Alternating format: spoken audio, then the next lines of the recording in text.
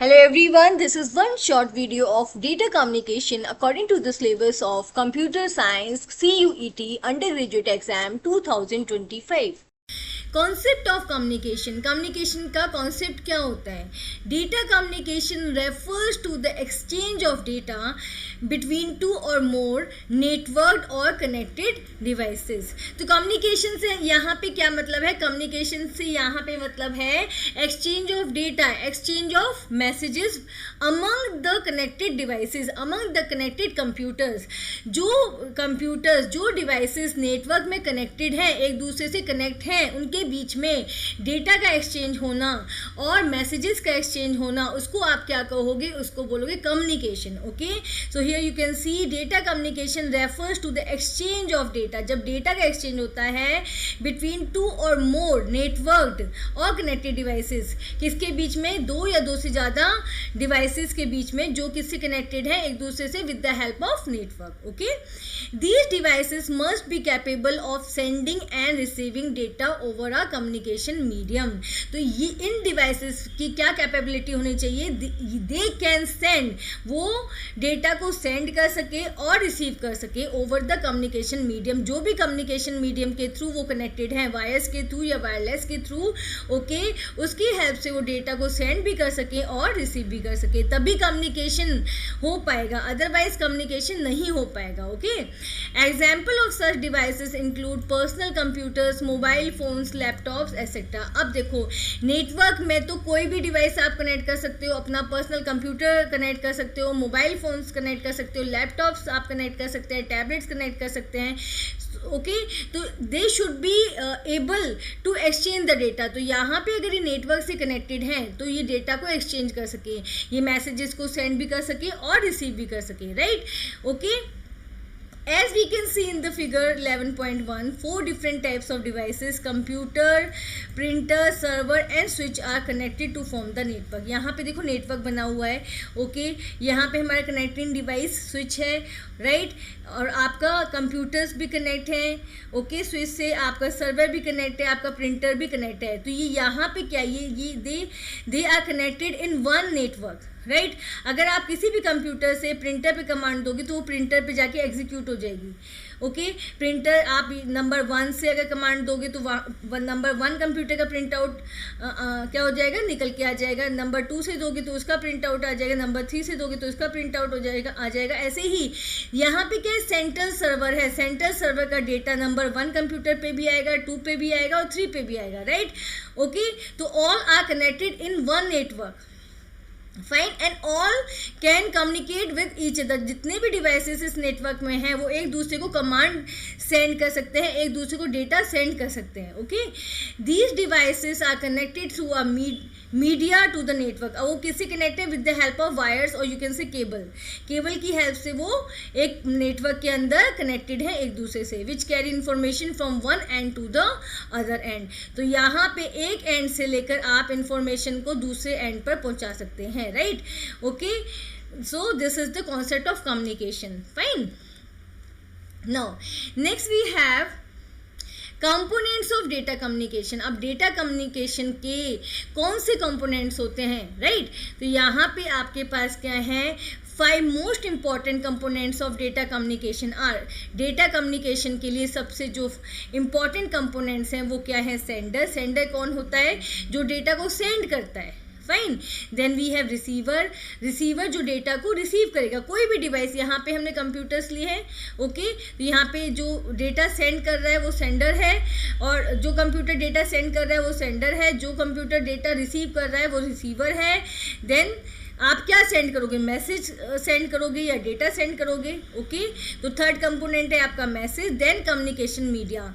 किसी न किसी कम्युनिकेशन मीडिया की हेल्प से ही कनेक्टेड होंगे डिवाइसेस नेटवर्क में, वायर्ड, केबल्स और वायरलेस। तो यहाँ पे देखो दिखाया हुआ है, वायर भी दिखाया हुआ है और वायरलेस भी दिखाया हुआ है, फाइन।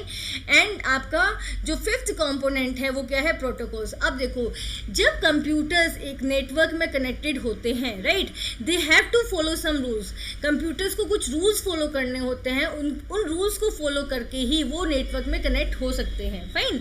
तो उन रूल्स को क्या कहा जाता है? प्रोटोकॉल्स कहा जाता है। ओके, नाउ अब इसको हम 1 बाय 1 समझते हैं।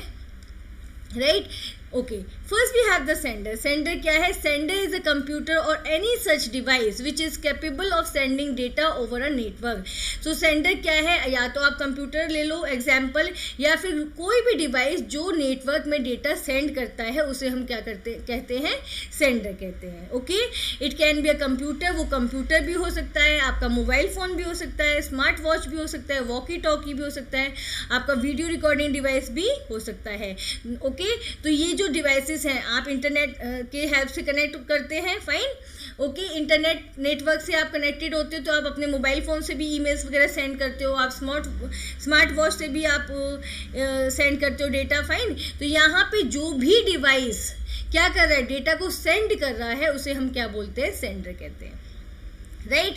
Now next component data communication का क्या है? अब देखो, सेंडर ने डेटा सेंड कर लिया, उसे कोई ना कोई डिवाइस रिसीव करेगा। ओके, तो जो डिवाइस उसको रिसीव करता है उसे हम रिसीवर कहते हैं। Okay, a receiver is a computer और any such device which is capable of receiving data from the network. वो डिवाइस जो नेटवर्क से डेटा को रिसीव करता है उसे क्या बोलते हैं? उसे रिसीवर बोलते हैं। वो कोई भी डिवाइस हो सकता है, आपका computer, printer, any device. Okay, it can be any computer, कोई वो कंप्यूटर आप ले सकते हो, मतलब जो डेटा रिसीव कर सकता है, आपका प्रिंटर नेटवर्क के थ्रू कमांड रिसीव कर सकता है, आपका लैपटॉप कमांड रिसीव कर सकता है, आपका मोबाइल फ़ोन रिसीव कर सकता है data, television, okay, etcetera. In computer communication the sender and the receiver are known as nodes. Okay, जब हम कंप्यूटर कम्युनिकेशन की बात करते हैं तो वहाँ पे सेंडर भी कंप्यूटर होता है और रिसीवर भी कंप्यूटर होता है, और सेंडर एंड रिसीवर को क्या कहा जाता है? नोड्स कहा जाता है। जो भी कंप्यूटर्स नेटवर्क से कनेक्टेड होते हैं उनको किस टर्म से आप बुलाते हो? नोड से। ओके, नाउ सेंडर आपका डेटा सेंड करेगा, रिसीवर आपका डेटा रिसीव करेगा। अब देखो, डेटा जो मेन पॉइंट है डेटा, ओके, उसको हमने एज अ थर्ड कंपोनेंट लिया है message. It is the data और information that needs to be exchange between the sender and the receiver. तो अब क्या सेंडर और रिसीवर के बीच में क्या एक्सचेंज होगा? डेटा एक्सचेंज होगा, जिसको हम क्या बोल रहे हैं यहाँ पर? Message. Okay, messages can be in the form of, और ये मैसेज क्या हो सकते हैं? टेक्स्ट मैसेज भी हो सकता है, आपका नंबर मैसेज भी हो सकता है, कोई इमेज हो सकती है, आपका ऑडियो मैसेज हो सकता है, वीडियो हो सकता है, multimedia combination of all text, image, audio, video, okay, या फिर आपका मल्टीमीडिया मैसेज हो सकता है, फाइन। नाउ नेक्स्ट आपका क्या है? Communication media. It is the path through which the message travels between the source and the destination. ये वो रास्ता है, ये वो पाथ है जिसकी हेल्प से मैसेज ट्रेवल करता है सेंडर से रिसीवर तक, ठीक है, सोर्स से डेस्टिनेशन तक। It is also called medium और लिंक। इसको मीडियम भी कहा जा सकता है और लिंक भी कहा जा सकता है, विच इज़ आइदर वायर्ड और वायरलेस। और ये मीडियम आपका वायर्ड भी हो सकता है, means you can make use of the cables, आप केबल्स का यूज़ कर सकते हो, या फिर वायरलेस हो सकता है, जहाँ पे आप किसका यूज़ करोगे? सैटेलाइट्स का यूज़ करोगे, वेव्स का यूज़ करोगे। Okay, for example a television cable, आप टेलीविज़न केबल का यूज़ कर सकते हो, टेलीफोन केबल का यूज़ कर सकते हो, आपके इथरनेट केबल्स का यूज़ किया जा सकता है, सैटेलाइट लिंक्स का यूज़ किया जा सकता है, माइक्रोवेव्स का आप यूज़ कर सकते हो। तो कम्युनिकेशन मीडियम क्या है? वो मीडियम है जिसकी हेल्प से सेंडर रिसीवर को मैसेज सेंड करता है और you can say data send करता है। Okay, next we have the protocols. Protocols क्या है? It is a set of rules that need to be followed by all the computers connected to the network. ये वो rules हैं जो follow किए जाते हैं जितने भी डिवाइसेस नेटवर्क में कनेक्टेड होते हैं उनके द्वारा, राइट। ये देखो, जैसे आप स्कूल स्टूडेंट्स हो, लेट अस सपोज, हाँ, तो आप क्या करोगे? आपके स्कूल में रूल्स है that you have to wear the uniform. आप यूनिफॉर्म पहनकर ही स्कूल जाओगे, राइट। अगर आप नहीं जाते हो, you will be expelled from the school, आपको निकाल देते हैं स्कूल से। ऐसा ही अगर कंप्यूटर्स जो नेटवर्क में कनेक्टेड हैं वो प्रोटोकॉल्स फॉलो नहीं करते हैं तो वो they are not part of the internet और यू कैन से नेटवर्क, तो उनको एज अ पार्ट नहीं माना जाता, फाइन। तो नेटवर्क से कनेक्टेड रहने के लिए नेटवर्क के रूल्स को फॉलो करना होता है और उन रूल्स को क्या कहा जाता है? Protocols. Okay, now It is a set of rules that need to be followed by all the computers connected to the network in order to have successful and reliable data communication. और ये rules क्यों follow किए जाते हैं? जिससे कि एक successful और रिलायबल डेटा कम्युनिकेशन हो सके. प्रोटोकॉल्स के एग्जाम बहुत सारे प्रोटोकॉल्स होते हैं, जैसे हाइपर टेक्स्ट ट्रांसफर प्रोटोकॉल, आपका HTTP protocol, transmission control protocol, internet protocol, TCP/IP protocol. तो ये जो हमने 5 पढ़े हैं वो क्या थे? हमारे components of data communication. Types of data communication, यहाँ हम देखेंगे कि डेटा को कितने तरीके से कम्युनिकेट किया जा सकता है. Right, data communication happens in the form of signals. ये आपको पता है डेटा कैसे ट्रेवल करता है? सिग्नल्स की फॉर्म में ट्रेवल करता है बिटवीन 2 और मोर कंप्यूटिंग डिवाइसेस और नोड्स. राइट, नोड्स के बीच में, कंप्यूटिंग डिवाइसेस के बीच में जो डेटा ट्रेवल करता है वो सिग्नल्स की फॉर्म में ट्रेवल करता है. Okay, the transfer of data happens over a point to point और मल्टी पॉइंट कम्युनिकेशन चैनल. तो यहाँ पे जो डेटा ट्रेवल करता है वो या तो पॉइंट टू पॉइंट ट्रेवल करेगा, एक डिवाइस से दूसरे डिवाइस तक. राइट, या फिर multi point communication channels means एक जो आपका डिवाइस है वो मल्टीपल डिवाइसेस से कनेक्ट है. ओके, तो यहाँ पे क्या है? मल्टी पॉइंट कम्युनिकेशन चैनल बन रहा है, मतलब बहुत सारे कम्युनिकेशन चैनल्स के थ्रू डेटा क्या हो रहा है? ट्रांसफर हो रहा है. फाइन, तो point to point data transfer भी हो सकता है या मल्टी पॉइंट भी डेटा ट्रांसफर हो सकता है. Now, data communication between different devices are broadly categorised into 3 types. तो यहाँ पे डेटा कम्युनिकेशन को 3 टाइप्स में डिवाइड किया गया है. फर्स्ट वन है आपका simplex communication, half duplex communication and full duplex communication. Okay, right. First one is simplex communication. Okay, it is one way or unidirectional communication. तो simplex communication कौन सा है? One way communication है. Right, unidirectional, जहाँ पे आपका communication एक ही direction में होगा. Right, between 2 devices. ठीक है, 2 devices के बीच में जो communication हो रहा है वो सिर्फ one way है. अगर ये वाला डिवाइस, मान लो ये डिवाइस A है और ये आपका डिवाइस B है, तो अगर डिवाइस A डेटा सेंड कर रहा है तो इस टाइम B डेटा सेंड नहीं कर सकता. फाइन, या फिर अगर डिवाइस B अगर डेटा सेंड कर रहा है तो इस टाइम आपका डिवाइस A सेंड नहीं कर सकता डेटा. ओके, तो ये कौन सा कम्युनिकेशन है? वन वे कम्युनिकेशन है between 2 devices in which one device is the sender and the other one is receiver. जिसमें एक टाइम पे सेंडर होता है और दूसरा एक टाइम पे रिसीवर होता है. Right, Devices use the entire capacity of the link to transmit the data. तो यहाँ पे जो devices हैं वो जो link होता है, ओके, जो communication link होता है उसको completely यूज करते हैं टू ट्रांसमिट द डेटा. ठीक है, यहाँ पे लिखा है ना, use the entire capacity of the link to transmit the data. It is like one way street where vehicles can move in only one direction. ये जो कम्युनिकेशन होता है वो किस तरीके का होता है? वन वे स्ट्रीट का होता है, जहाँ पे व्हीकल सिर्फ एक ही डायरेक्शन में ट्रेवल कर सकते हैं. ठीक है, ओके, ये मेरा व्हीकल थोड़ा खराब बना है. ठीक है, तो यहाँ पे व्हीकल एक ही डायरेक्शन में ट्रेवल कर सकते हैं. For example, data entered through a keyboard और audio send to a speaker. एक यहाँ पे एग्जाम्पल दिया गया है, जो आप डेटा कीबोर्ड की हेल्प से एंटर कर रहे हो. राइट, ओके, और या फिर आप ऑडियो सेंड कर रहे हो स्पीकर की हेल्प से, वो क्या है? वन वे कम्युनिकेशन है. राइट, जो आपने what ever you have typed on the keyboard, आपने कुछ भी टाइप किया है कीबोर्ड पर, वो डायरेक्टली कहाँ जा रहा है? प्रोसेसर के पास जा रहा है. ओके, ऐसे ही आपने ऑडियो सेंड किया है, वो भी कहाँ जा रहा है? For the processing. राइट, यहाँ पे देखो, with the advent of IoT. IoT क्या होता है? Internet of things. Internet of things वो डिवाइसेस होते हैं जिनके अंदर सेंसर्स लगे होते हैं. राइट, जिसकी हेल्प से आप क्या कर सकते हो? उनको कंट्रोल कर सकते हो. वो डिवाइसेस चीज़ों को सेंस कर सकते हैं. राइट, तो with the advent of IoT, controlling home appliances is another example of simplex communication. जैसे आप अपने घर की चीज़ों को कंट्रोल करते हो. राइट, आप अपने फैन को, लाइट को, राइट, अगर आप क्या कर रहे हो? आप उसको कंट्रोल कर रहे हो किसकी हेल्प से? रिमोट्स की हेल्प से. तो यहाँ पे ये क्या? वन वे कम्युनिकेशन है. Okay, one can control fan, light, fridge, oven etcetera while sitting in the office और ड्राइविंग अ कार. राइट, आप अपने फ़ोन की हेल्प से क्या कर सकते हो? इनको कंट्रोल कर सकते हो. यहाँ पे फैन, लाइट्स क्या होते हैं? इनमें सेंसर्स लगे होते हैं. राइट, और ये इनको क्या कहा जाता है? इंटरनेट ऑफ थिंग्स कहा जाता है. जब वो डिवाइसेस जिनके अंदर सेंसर्स लगे हैं, अब वो क्या हो जाते हैं? आपके फ़ोन के साथ कनेक्ट हो गए.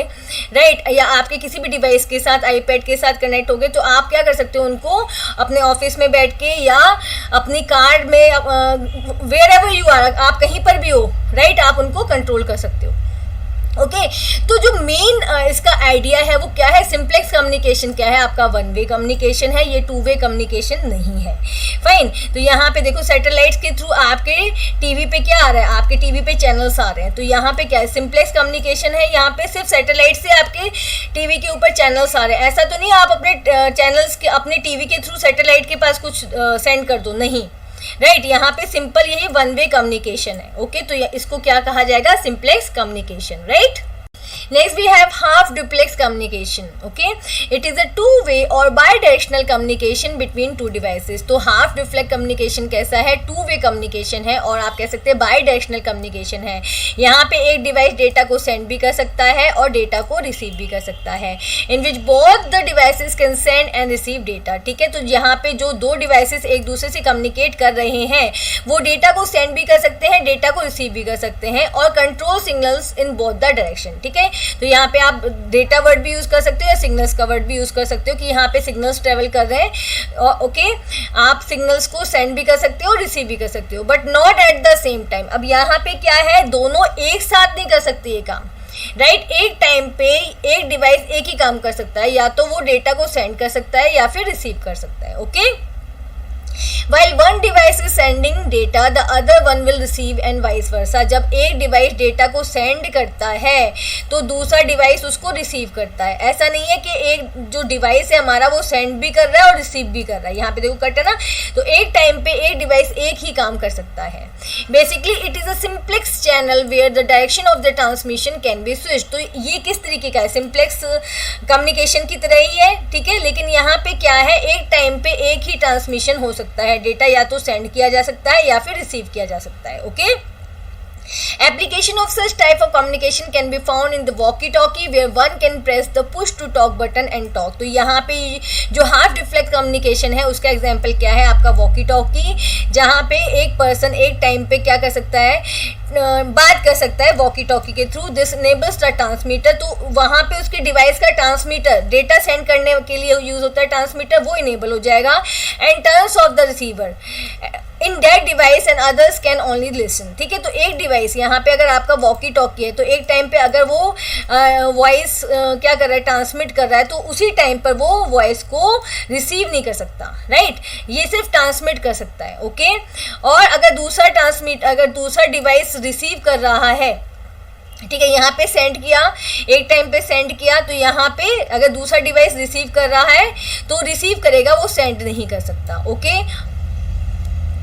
next we have full duplex communication. Okay, it is a two-way or bidirectional communication in which both devices can send and receive data simultaneously. अब यहाँ पे क्या देखो, ये दो डिवाइसेस के बीच का कम्युनिकेशन है जहाँ पे डिवाइसेस एक साथ डेटा को सेंड भी कर सकते हैं और डेटा को रिसीव भी कर सकते हैं। Okay, now it is like a two-way road where vehicles can go in both direction at the same time. तो यहाँ पे ये कैसे है, two-way road की तरह है जहाँ पे vehicles जा भी सकते हैं और आ भी सकते हैं। Okay, this type of communication channel is employed to allow simultaneous communication. तो full duplex communication के अंदर simultaneous communication किया जाता है, एक टाइम पे डेटा सेंड भी किया जाता है और रिसीव भी किया जाता है। For example in our mobile phones and landline telephones. तो मोबाइल फोन में क्या होता है, आप बोल भी रहे होते हो और सुन भी रहे होते हो, ठीक है, आपके पास आवाज आ भी रही होती है और आप उसी टाइम पे बोल भी रहे होते हो।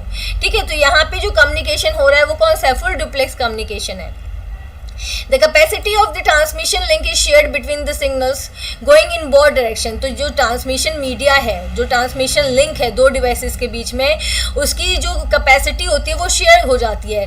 किसके बीच में शेयर हो जाती है, जो डेटा रिसीव हो रहा, जो डेटा सेंड किया जा रहा है और जो डेटा रिसीव हो रहा है उसके बीच में। ठीक है, this can be done either by using two physical separate simplex line, या तो क्या हो, जो लिंक है उसके अंदर दो सिंप्लेक्स लाइन यूज कर ली जाए, एक किसके लिए, send for sending the data and second one for receiving the data, one for sending and other for receiving. ठीक है, और the capacity of the single channel is shared between the signals traveling in different directions. या फिर एक ही link हो, एक ही channel हो, उसकी कैपेसिटी को शेयर किया जाए। ठीक है, या तो अलग अलग ले लिया जाए, दो सिंप्लेक्स ले लिया जाए, एक सेंडिंग के लिए एक रिसीविंग के लिए, या फिर एक ही चैनल मतलब जो मीडियम होता है, एक ही चैनल में आप सेंड भी कर रहे हो और आप रिसीव भी कर रहे हो।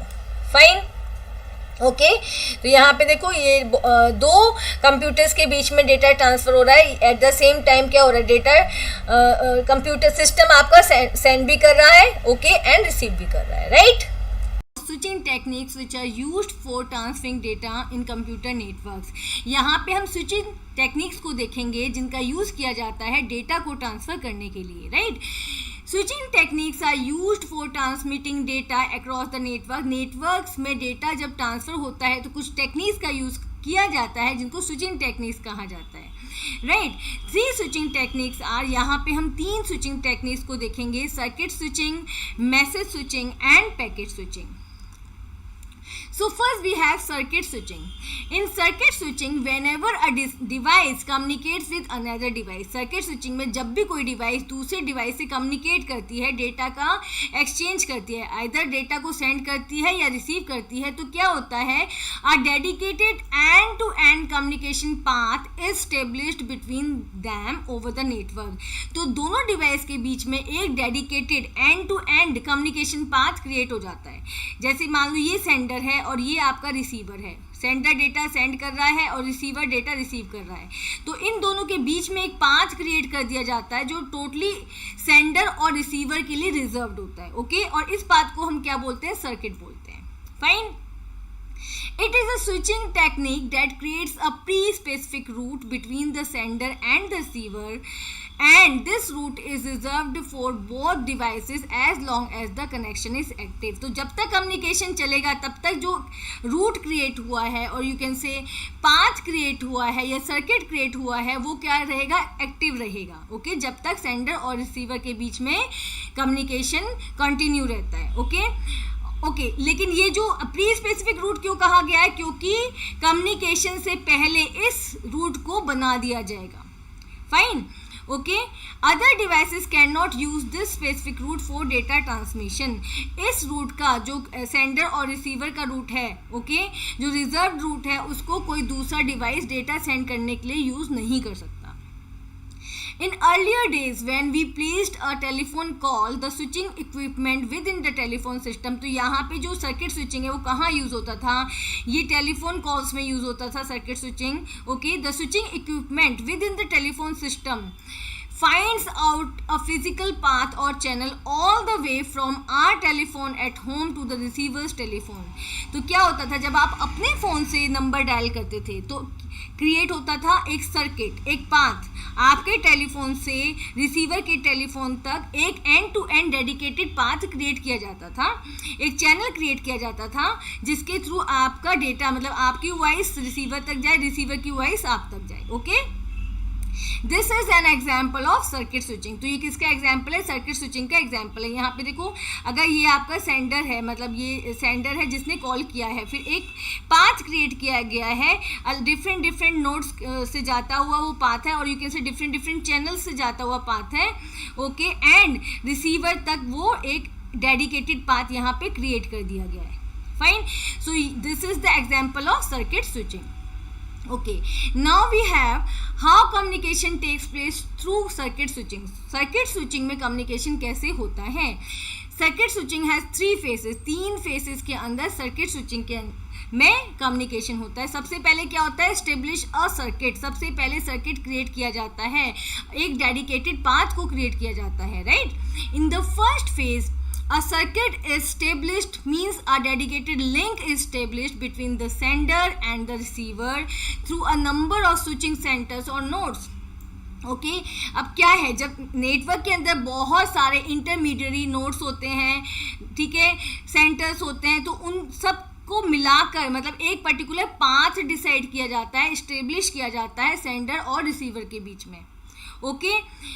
वंस द सर्किट, सेकेंड क्या है, transfer the data. Once the circuit is established between the sender and the receiver, जैसे ही सेंडर और रिसीवर के बीच में कनेक्शन क्रिएट हो गया है, एक सर्किट स्टेब्लिश कर दिया गया है, एक पाथ स्टेब्लिश कर दिया गया है, they can communicate with each other. अब उनके पास एक रिजर्व्ड पाथ है जिसपे वो क्या कर सकते हैं, डेटा ट्रांसफर कर सकते हैं, कम्युनिकेट कर सकते हैं, ओके। नाउ थर्ड जो फेज है वो क्या है, disconnect the circuit. Once the communication is completed between the sender and the receiver, the circuit disconnects. अब क्या है, आपका यूज हो चुका है सर्किट, ओके, तो क्या होगा, उसके बाद जो पाथ क्रिएट किया गया है उसको डिस्कनेक्ट कर दिया जाएगा, उस सर्किट को डिस्कनेक्ट कर दिया जाएगा। The circuit disconnection is done by one of the user, the sender और द रिसीवर। अब जब यहाँ पे हम टेलीफोन का एग्जांपल लेते हैं तो या तो जो सेंडर है जिसने कॉल किया है वो कॉल को कट कर देगा, या रिसीवर जिसने कॉल को रिसीव किया है वो कॉल को कट कर देगा। और जैसे ही कॉल कट होगी तो ये जो रूट स्टेब्लिश हुआ था, ये सर्किट स्टेब्लिश हुआ था, वो क्या हो जाएगा, वो डिमिनिश हो जाएगा, मीन्स वो खत्म हो जाएगा, फिनिश हो जाएगा। फाइन। तो यहाँ पे 3 स्टेप्स में और यू कैन से 3 फेजेस में सर्किट स्विचिंग वर्क करता है। नेक्स्ट हमारे पास है मैसेज स्विचिंग। मैसेज स्विचिंग में क्या है, in message switching no dedicated path is established between the sender and the receiver. Message switching में कोई भी डेडिकेटेड पाथ स्टेब्लिश नहीं किया जाता है, कोई भी डेडिकेटेड पाथ सेंडर और रिसीवर के बीच में नहीं बनाया जाता है। Okay, in this technique the source computer sends data or the message to the switching office or switching nodes first। इसमें क्या होता है, सेंडर कंप्यूटर मतलब जिस कंप्यूटर को डेटा सेंड करना है, राइट, वो क्या करता है, किसी भी नोड को या इन बिटवीन जितने नेटवर्क के अंदर बहुत सारे डिवाइसेस कनेक्टेड होते हैं, ओके, तो जो डिवाइस डेटा को आगे फॉरवर्ड करता है उसे हम स्विचिंग नोड बोलते हैं। फाइन, ओके, तो यहाँ पे जो सोर्स कंप्यूटर है अपना डेटा सेंड करेगा किसके पास, स्विचिंग ऑफिस के पास और you can say switching node के पास, which stores the data in its buffer. और वो नोड क्या करता है, वो डिवाइस क्या करता है, डेटा को स्टोर कर लेता है अपने बफर के अंदर। It then looks for a free link to another switching office. जैसे यहाँ पे देखो ये सोर्स है, इसने मैसेज सेंड किया, ठीक है, तो यहाँ पे ये क्या है, स्विचिंग नोड है, उसने स्विचिंग नोड मतलब दूसरा डिवाइस है जो as a switching node work कर रहा है, जिसका क्या काम है, मैसेज को रिसीव करना, फिर उसको आगे फॉरवर्ड करना, स्टोर एंड फॉरवर्ड, ठीक है। तो इसने क्या किया, अपने बफर में अपनी मेमोरी में उसको स्टोर किया और आगे देखा कौन सा लिंक फ्री है, कहाँ वो डेटा सेंड कर सकता है, राइट, ओके। और जैसे ही उसको कोई लिंक फ्री मिलता है, it then sends the data to this office. क्या करता है, वो डेटा को दूसरे स्विचिंग नोड के पास भेज देता है। Okay, this process is continued until the data is delivered to the destination computers. ये प्रोसेस कब तक चलता है, एक नोड से दूसरे नोड पर, एक स्विचिंग नोड से दूसरे नोड पर डेटा का ट्रांसफर होना, जब तक कि जो रिसीवर कंप्यूटर है उसके पास डेटा पहुंच नहीं जाता, ओके, या डिलीवर नहीं हो जाता। That's why it is also called as store and forward technique. इसलिए मैसेज स्विचिंग को स्टोर एंड फॉरवर्ड टेक्निक भी कहा जाता है, क्योंकि इसमें डेटा को एक नोड स्टोर करेगा, फिर आगे फॉरवर्ड कर देगा, फिर स्टोर करेगा, फिर आगे फॉरवर्ड कर देगा, जब तक कि आपका रिसीवर और you can say destination node नहीं मिल जाता। Fine. In message switching the message is transmitted as a whole. जब मैसेज स्विचिंग में मैसेज ट्रांसफर किया जाता है, ठीक है, ट्रांसमिट किया जाता है, तो वो ब्रेक नहीं किया जाता, वो complete message as a whole transfer कर दिया जाता है, having destination address appended on it. और मैसेज के ऊपर क्या होता है, डेस्टिनेशन का एड्रेस होता है। डेस्टिनेशन का एड्रेस होगा तभी तो वो आगे जा पाएगा, अगर एड्रेस नहीं होगा तो कैसे पता चलेगा कि मैसेज को कहाँ पहुँचाना है। Okay, from source node to the destination node. Fine.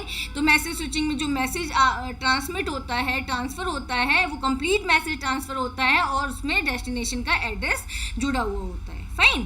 तो this is our message switching, okay, जिसके अंदर क्या है, एक नोड से दूसरे नोड में डेटा ट्रांसफ़र होता है और मैसेज ट्रांसफ़र होता है, राइट, और इसको हम स्टोर एंड फॉरवर्ड टेक्निक भी कहते हैं।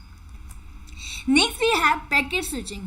In packet switching, each information or message to be transmitted between the sender and the receiver is broken down into smaller same size pieces called packets. तो packet switching में क्या होता है, जो भी information या message sender and receiver के बीच में transmit होने वाला है, ठीक है, sender और receiver के बीच में जिसका exchange होने वाला है, सबसे पहले उस message को छोटे छोटे parts में divide कर दिया जाता है, right, और इन parts को क्या कहा जाता है, packets। और यहाँ पे जो पैकेट्स होते हैं वो सेम साइज के होते हैं। Fine. These packets are then transmitted independently through the network. और ये जो पैकेट्स हैं वो एक दूसरे से अलग होकर इंडिपेंडेंटली नेटवर्क में ट्रेवल करते हैं, ट्रांसमिट होते हैं। Okay, different packets of the same message may take different routes depending on the availability.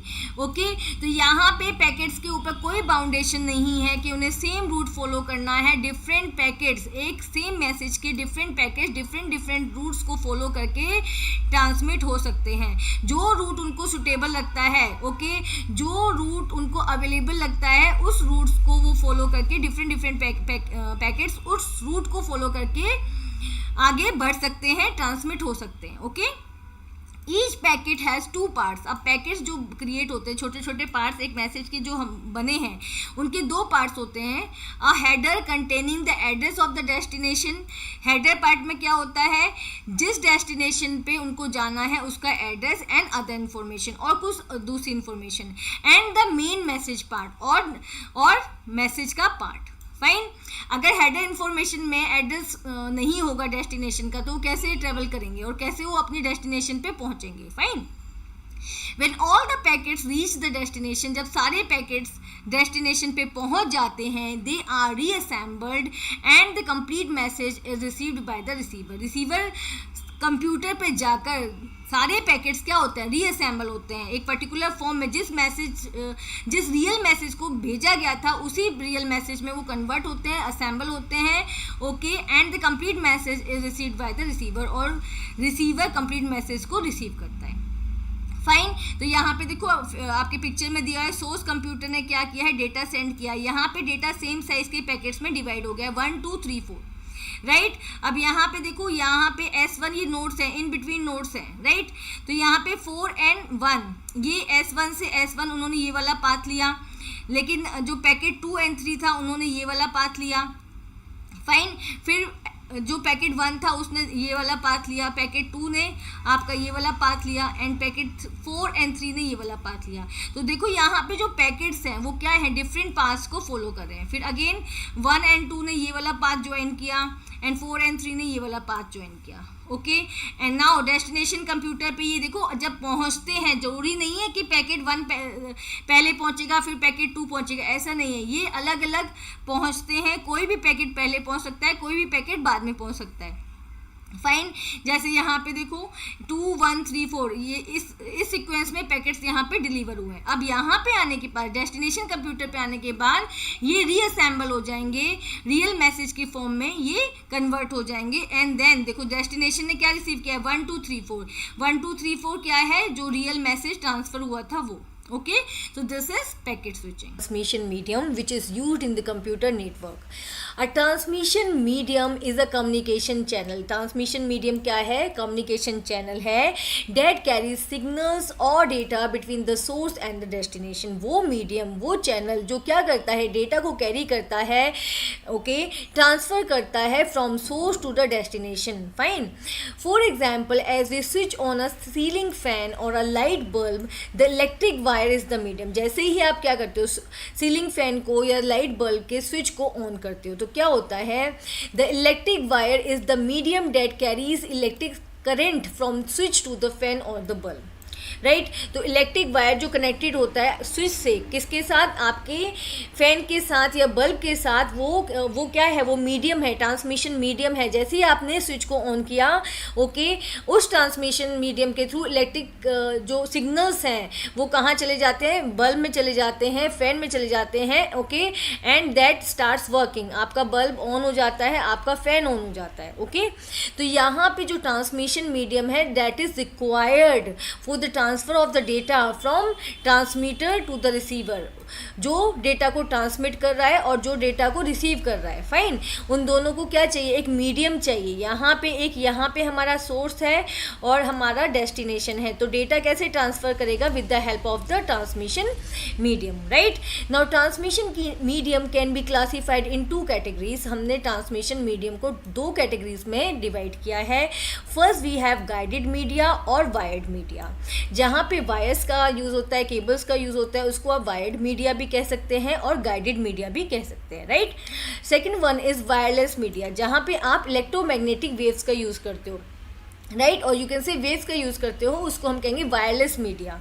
Okay. और या उसको आप अनगाइडेड मीडिया भी कह सकते हैं. Right. Now we have a picture here, यहाँ पे देखो classification of communication media. Okay, तो यहाँ पे क्लासिफिकेशन आप देख सकते हो।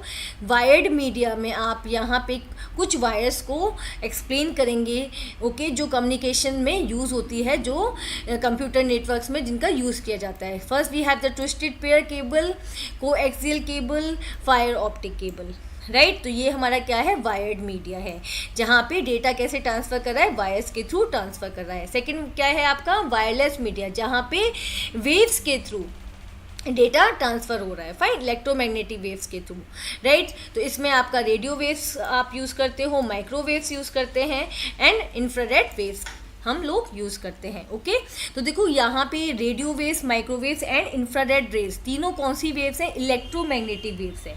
तो इलेक्ट्रोमैग्नेटिक वेव्स कैसे क्रिएटेड होती है, कैसे क्रिएट की जाती है, they are created as a result of vibrations between an electric field and a magnetic field. जब आप इलेक्ट्रिक फील्ड और मैग्नेटिक फील्ड के बीच में क्या करते हो, वाइब्रेशंस को क्रिएट करते हो, ठीक है, तो आपकी इलेक्ट्रोमैग्नेटिक वेव्स क्रिएट होती है, fine. Okay, now first we have wired or guided transmission media. Okay, any physical link made of wire or cable that can carry data in the form of signals belong to the category of wire transmission media. Wire transmission media के अंदर आप physical link का use करते हो। physical means जो है, जो link क्या है, visible है, okay, tangible है, आप उसको touch कर सकते हो, okay, and it is made up of wires और cables, राइट। तो यहाँ पे आपका डेटा कौन कैरी कर रहा है, वायर और केबल कैरी कर रहे हैं from one place to the another, and that transmission media is called as wire transmission media. Okay, 3 commonly used guided और wired media for data transmission are, जो सबसे कॉमन क्या है वायर्ड मीडिया है, वो क्या है आपका, twisted pair cable, coaxial cable and fibre optic cable, right. Twisted pair and coaxial cable carry the electric signals. तो यहाँ पर हमारा twisted pair cable and coaxial cable electric signals को कैरी करते हैं। Okay, these 2 cables carry the electric signals. Data किस form में travel करता है, इलेक्ट्रिकल सिग्नल्स की फॉर्म में ट्रेवल करता है, whereas optical fibre cable carries the light signals. But optical fibre जो आपका केबल होता है वो किस फॉर्म में डेटा को कैरी करता है, लाइट सिग्नल्स की फॉर्म में डेटा को कैरी करता है from one place to the other, from sender to the receiver. Now here we have twisted pair cable. A twisted pair cable consists of 2 copper wires twisted together. Twisted pair आपका कैसे बनता है, आपने यहाँ पे 2 copper wires को एक दूसरे के अंदर ट्विस्ट किया हुआ है, fine. Both the copper wires are insulated with plastic covers. यहाँ पे जो कॉपर वायर है उनके ऊपर आपने प्लास्टिक कवर को चढ़ाया है जिससे इंसुलेशन प्रोवाइड हो सके, एक वायर का सिग्नल दूसरे वायर के अंदर ट्रांसफर ना हो। Usually a number of such pairs are combined together and covered with the protective outer wrapping. तो यहाँ पे आप एक से ज़्यादा ट्विस्टेड पेयर को एक protective outer wrapping, outer covering के अंदर एनक्लोज कर सकते हो, राइट। ओके, तो जो ट्विस्टेड पेयर आपका केबल बना है उसके अंदर क्या है, मल्टीपल ट्विस्टेड पेयर केबल है, fine. Okay, now here we have the use of twisted configuration minimize the effect of electrical interference from similar pair close by। ठीक है, तो यहाँ पे जो ट्विस्ट किया गया है वायर्स को, उसका क्या यूज़ होता है, उस ट्विस्ट करने से जो इलेक्ट्रिकल इंटरफेरेंस है, मतलब एक पेयर की इलेक्ट्रिकल इंटरफेरेंस, मतलब एक पेयर के सिग्नल्स दूसरे पेयर के अंदर इंटरफेरेंस नहीं करते हैं। ओके, फिर से पढ़ते देखो, the use of twisted configuration minimise कर देता है effect of electrical interference from the similar pairs close by, fine. तो एक दूसरे से ट्विस्ट करने में, जहाँ पे कॉपर वायर्स को आपने ट्विस्ट किया हुआ है, तो क्या होता है, जो और पेयर्स आपने एक प्रोटेक्टिव रैपिंग के अंदर कवर किए हुए हैं या और यू कैन से एनक्लोज किए हुए हैं, तो यहाँ पे एक पेयर के सिग्नल दूसरे पेयर के अंदर इंटरफेयर नहीं करते हैं। Okay, twisted pairs are less expensive and most commonly used in telephone lines and lands. तो ट्विस्टेड पेयर क्या होते हैं, लेस एक्सपेंसिव होते हैं, बहुत ज़्यादा महंगे नहीं होते, और इनका यूज़ टेलीफोन लाइन्स में और लोकल एरिया नेटवर्क्स क्रिएट करने में किया जाता है। These cables are of 2 types. Okay, twisted pair cables 2 types के होते हैं, unshielded twisted pair UTP and shielded twisted pair. Okay, so first we have the difference between unshielded twisted pair versus shielded twisted pair. Okay, तो यहाँ पे देखेंगे इन दोनों के बीच में क्या डिफरेंस है। Unshielded twisted pair is made up of insulated copper wires twisted around one another. Okay, तो यहाँ पे इंसुलेटेड कॉपर वायर क्या है, एक दूसरे के अंदर ट्विस्ट है। This cable can block interference and does not require a physical shield for this purpose. तो यहाँ पे क्या है, आपका ट्विस्टेड पेयर केबल है, ओके, और उसको एक आउटर कवरिंग ने एनक्लोज किया हुआ है, कवर किया हुआ है, फाइन। इसके अलावा और कोई दूसरा एक्स्ट्रा शील्ड नहीं है, right. It is employed in telephonic application, इसका टेलीफोनिक एप्लीकेशंस में यूज़ किया जाता है। Okay, now we have the shielded twisted pair, STP। पहले क्या था, अनशील्डेड ट्विस्टेड पेयर, जिसके अंदर कोई एक्स्ट्रा कवरिंग नहीं थी। ओके, एक सिंपल प्लास्टिक कवरिंग थी to enclose to cover the pairs, right. Now we have the shielded twisted pair. STP cables come with twisted wire pair covered in metal foil और metal sheet. तो यहाँ पे क्या है, shielded twisted pair में एक extra metal shield से इसको कवर किया गया है, विच प्रिवेंट एक्सटर्नल इंटरफेरेंस, जो बाहर के डिस्टर्बेंस को रोकती है। नॉइस एंड क्रॉस टॉक, ठीक है। क्रॉस टॉक क्या होता है, जब एक कम्युनिकेशन मीडिया के सिग्नल दूसरे कम्युनिकेशन मीडिया के अंदर जाके इंटरफेयर करते हैं, फाइन। ओके, तो अनवांटेड सिग्नल्स आ जाते हैं, फाइन, तो इसको ये रोकती है। It is utilised in high data rate ethernet. तो इथरनेट केबल क्रिएट करने के लिए किसका यूज़ किया जाता है, शील्डेड ट्विस्टेड पेयर का यूज़ किया जाता है। And telephone voice and data channels, और टेलीफोन लाइंस बनाने के लिए भी आपका ट्विस्टेड पेयर मींस कौन से ट्विस्टेड पेयर का, शील्डेड ट्विस्टेड पेयर केबल्स का यूज़ किया जाता है। ओके, तो यहाँ पे एक डिफरेंस है, अनशील्डेड के अंदर आपका मेटल शील्ड नहीं है, और बट आपका शील्डेड ट्विस्टेड पेयर के अंदर मेटल शील्ड है, fine. Okay, now we have the advantage of twisted pair cable. Advantage क्या है, it is easy to install and maintain. आप इसको ईजिली इंस्टॉल कर सकते हो, मेंटेन कर सकते हो। It has a low weight, इसका वेट बहुत ज़्यादा नहीं है। Okay, it can be easily connected, आप इजिली इसको कनेक्ट कर सकते हो। इट इज़ वेरी इनएक्सपेंसिव, और ये वायर बहुत ही इनएक्सपेंसिव है, मतलब इसकी कॉस्ट बहुत ज़्यादा नहीं है। Okay, next we have the disadvantage of twisted pair cable. अब इसके डिसएडवांटेज क्या है, it is incapable to carry a signal over long distance without the use of repeaters. अगर आप ट्विस्टेड पेयर केबल यूज़ कर रहे हो तो लॉन्ग डिस्टेंस में ये सिग्नल कैरी नहीं कर सकते जब तक कि आप रिपीटर्स को नहीं लगाओगे इन बिटवीन, फाइन। तो आप अगर ट्विस्टेड पेयर केबल यूज़ कर रहे हो लॉन्ग डिस्टेंस के लिए, तो बीच में आपको रिपीटर्स का यूज़ करना पड़ेगा to regenerate the signals, fine. Due to low bandwidth, ठीक है। बैंडविड्थ क्या होता है, amount of data transmitted over a connection in a given amount of time, मतलब कितना डेटा ट्रांसमिट होता है एक कनेक्शन से एक पर्टिकुलर टाइम में। Okay, due to low bandwidth, तो इसकी बैंडविड्थ क्या होती है, लो होती है, मीन्स ये बहुत ज़्यादा डेटा ट्रांसफ़र नहीं कर सकता। These are not suitable for broadband application, तो ये हाई स्पीड इंटरनेट कनेक्शन के लिए यूज़ नहीं किया जा सकता twisted pair cable. Okay, next we have coaxial cable. Coaxial cable consist of a copper wire at the core of the cable. तो यहाँ पे हमारे पास क्या है, कोएक्सियल केबल है। ओके, जो कैसे क्रिएट होता है, copper wire at the core of the cable. Core क्या होता है, the wire that is connected to the connector. यहाँ पे हम किसको कनेक्ट करेंगे, हम कॉपर वायर को कनेक्ट करेंगे कनेक्टर के साथ, ठीक है। तो जो इसका जो मेन कंपोनेंट है वो इसका कॉपर कोर है, fine. Coaxial cable consist of copper wire at the core of the cable which is surrounded with insulating material. अब इसको इससे किससे कवर किया गया है, इंसुलेटिंग मटेरियल से कवर किया गया है। Okay, the insulator is further surrounded with an outer conductor, और इंसुलेटर को भी एक आउटर कंडक्टर से कवर किया गया है, usually a copper mesh. Okay, तो you can see in the figure, यहाँ पे सबसे पहले आपका कॉपर कोर है, उसको आपने इंसुलेट किया है with the help of insulating material. Insulating material को भी कवर किया गया है आउटर कंडक्टर से। Okay, this outer conductor is wrapped in a plastic cover. अब ये जो आउटर कंडक्टर है उसको भी प्लास्टिक कवर के अंदर रैप किया गया है। ओके, तो यहाँ पे 3 कवरिंग्स प्रोवाइड की गई हैं कॉपर कोर को, ठीक है। अब यहाँ पे देखो, the key to success of coaxial cable is its shielded design. यहाँ पे कितनी ज़्यादा शील्ड प्रोवाइड की गई है कोएक्सियल केबल के अंदर। तो यहाँ पे इसकी जो सक्सेस है वो क्या है, इसकी शील्डेड डिज़ाइन है, that allows the copper core to transmit data quickly. यहाँ पे देखो कोई भी इंटरफेरेंस इसके अंदर नहीं आ सकती क्योंकि इसको बहुत ज़्यादा प्रोटेक्शन प्रोवाइड की गई है, without interference of environmental factors. तो यहाँ पे जो कॉपर कोर है वो इजिली डेटा को ट्रांसफ़र कर सकता है without interference of environmental factors, मतलब आउटर इंटरफेरेंस इसके अंदर नहीं आएगी।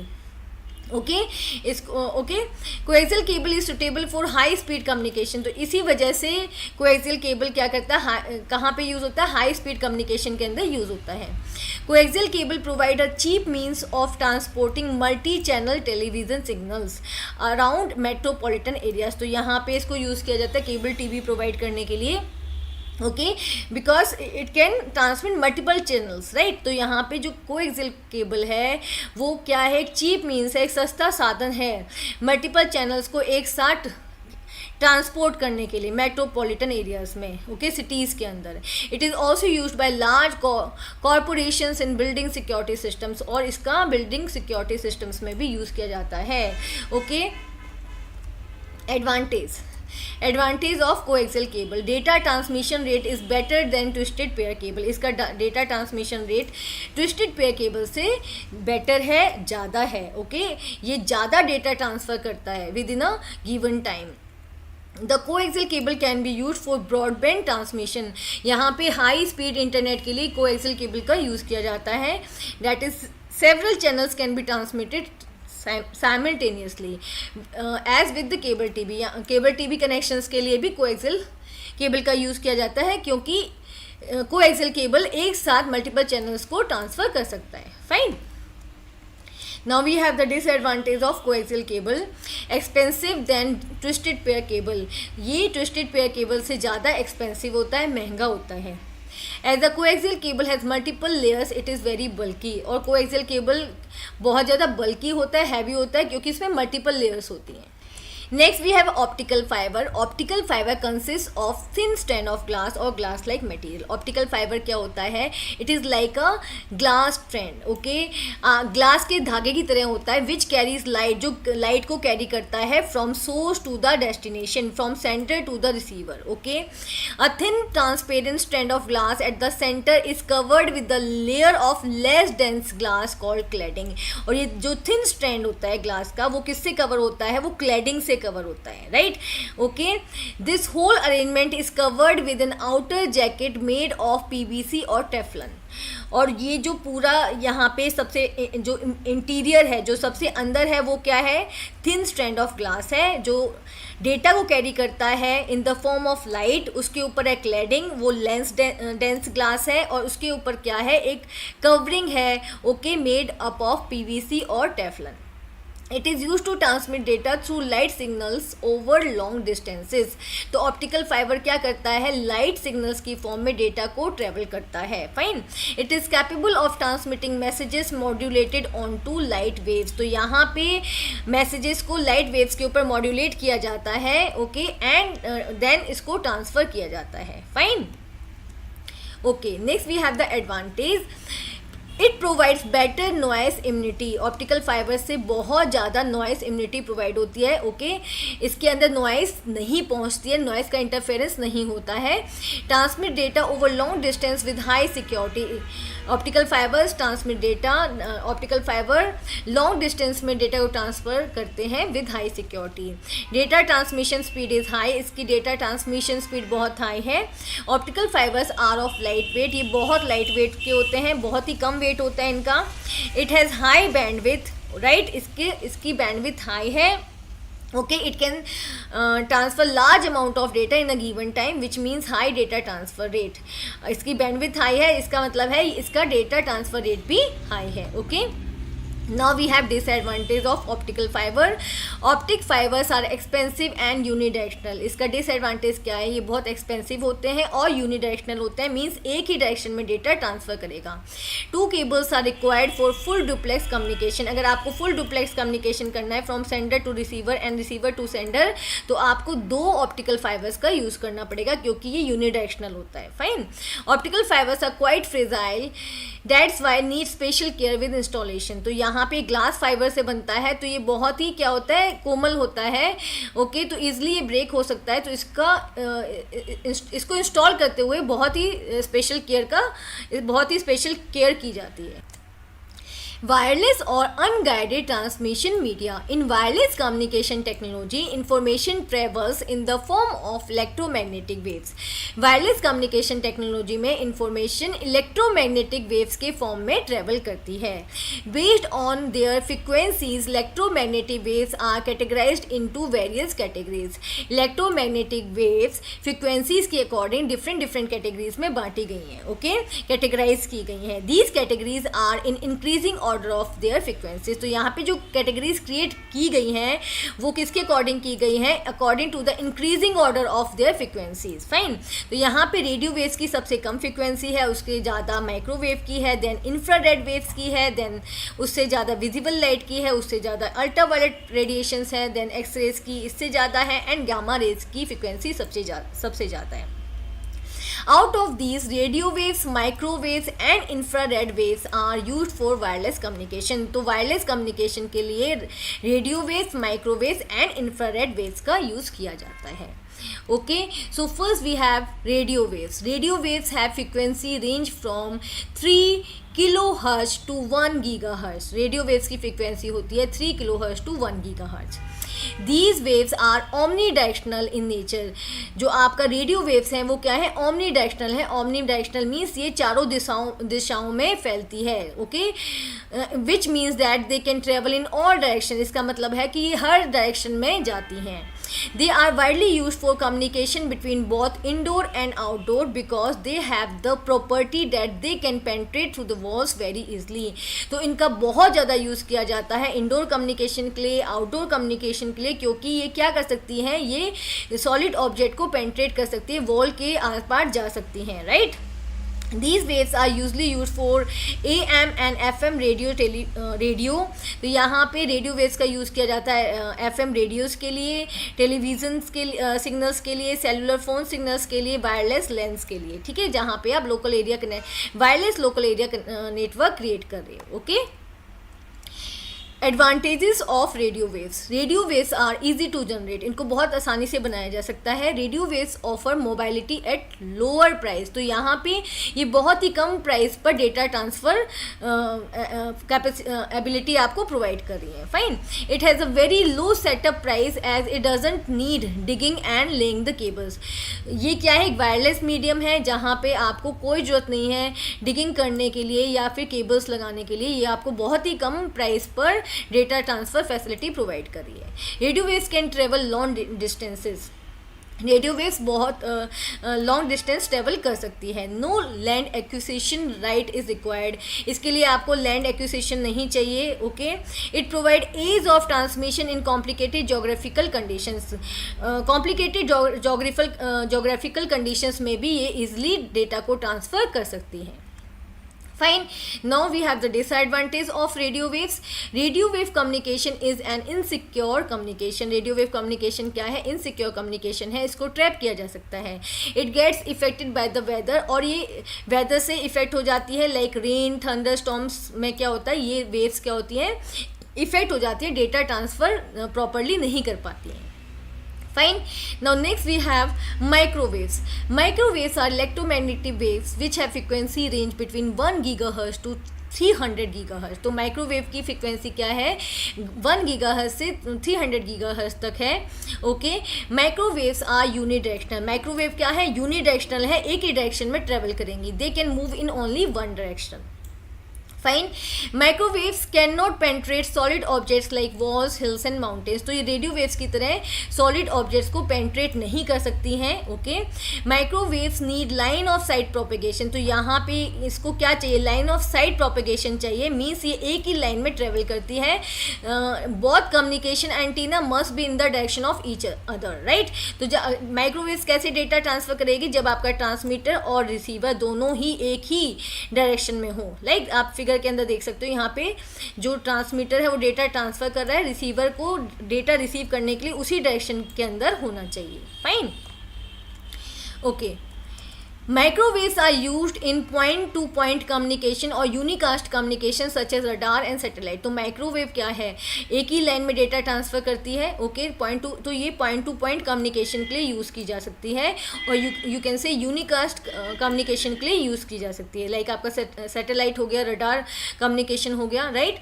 Microwaves provide very large information carrying capacity. इसकी जो इंफॉर्मेशन कैरिंग कैपेसिटी है वो बहुत ज़्यादा है. Okay, they are used to transmit signals such as mobile phone calls. Microwaves का यूज़ मोबाइल फ़ोन कॉल्स के लिए, मोबाइल फ़ोन कॉल्स को ट्रांसफ़र करने के लिए किया जाता है, right. Advantages of microwave transmission. Microwave transmission allows for very fast data transfer, making it useful for things like television broadcast and internet connection. तो माइक्रोवेव्स क्या है, बहुत फास्ट ट्रांसफ़र करती है डेटा को, इसलिए इसका यूज़ किया जाता है. टेलीविज़न ब्रॉडकास्ट के लिए यूज़ किया जाता है. वायरलेस इंटरनेट कनेक्शंस के लिए इसका यूज़ किया जाता है. Microwave transmission can cover long distances, making it useful for connecting remote areas to the rest of the world. तो माइक्रोवेव्स क्या है, बहुत ज़्यादा लॉन्ग डिस्टेंस, मतलब काफ़ी लंबा डिस्टेंस कवर कर सकती हैं, इसलिए इनका यूज़ किया जाता है रिमोट एरियाज़ में इंटरनेट कनेक्शन प्रोवाइड करने के लिए, रिमोट एरियाज़ को रेस्ट ऑफ द वर्ल्ड से कनेक्ट करने के लिए. Fine. Setting up a microwave transmission system can be less expensive than laying cables और building towers for other types of transmission. तो यहाँ पे ये वायर्ड ट्रांसमिशन से क्या है, चीपर ट्रांसमिशन मीडिया है. फाइन. ओके, ये लेस एक्सपेंसिव है as compare to the wired transmission. Microwave transmission can be encrypted, making them more secure than some other form of wireless communication. Microwaves के through जो data transfer हो रहा है उसको आप एनक्रिप्ट कर सकते हो, कोडेड फॉर्म में उसको ट्रांसफ़र कर सकते हो. तो यहाँ पे माइक्रोवेव क्या करिए, एक सिक्योर वे में डेटा को ट्रांसफ़र करिए. Okay.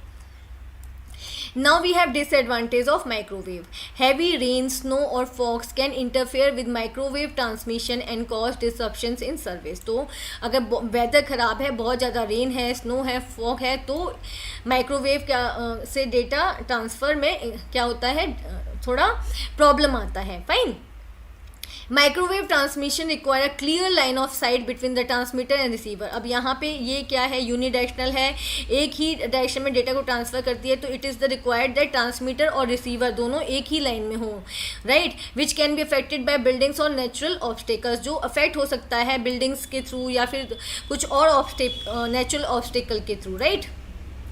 Some studies have suggested that prolonged exposure to microwaves from transmission towers could be harmful to the human health. तो यहाँ पे कुछ स्टडीज़ हुई हैं जिनसे ये पता गया कि अगर बहुत ज़्यादा माइक्रोवेव्स के संपर्क में लोग आते हैं तो उससे हेल्थ हज़ार्ड भी हो सकते हैं, हेल्थ भी ख़राब हो सकती है. फाइन.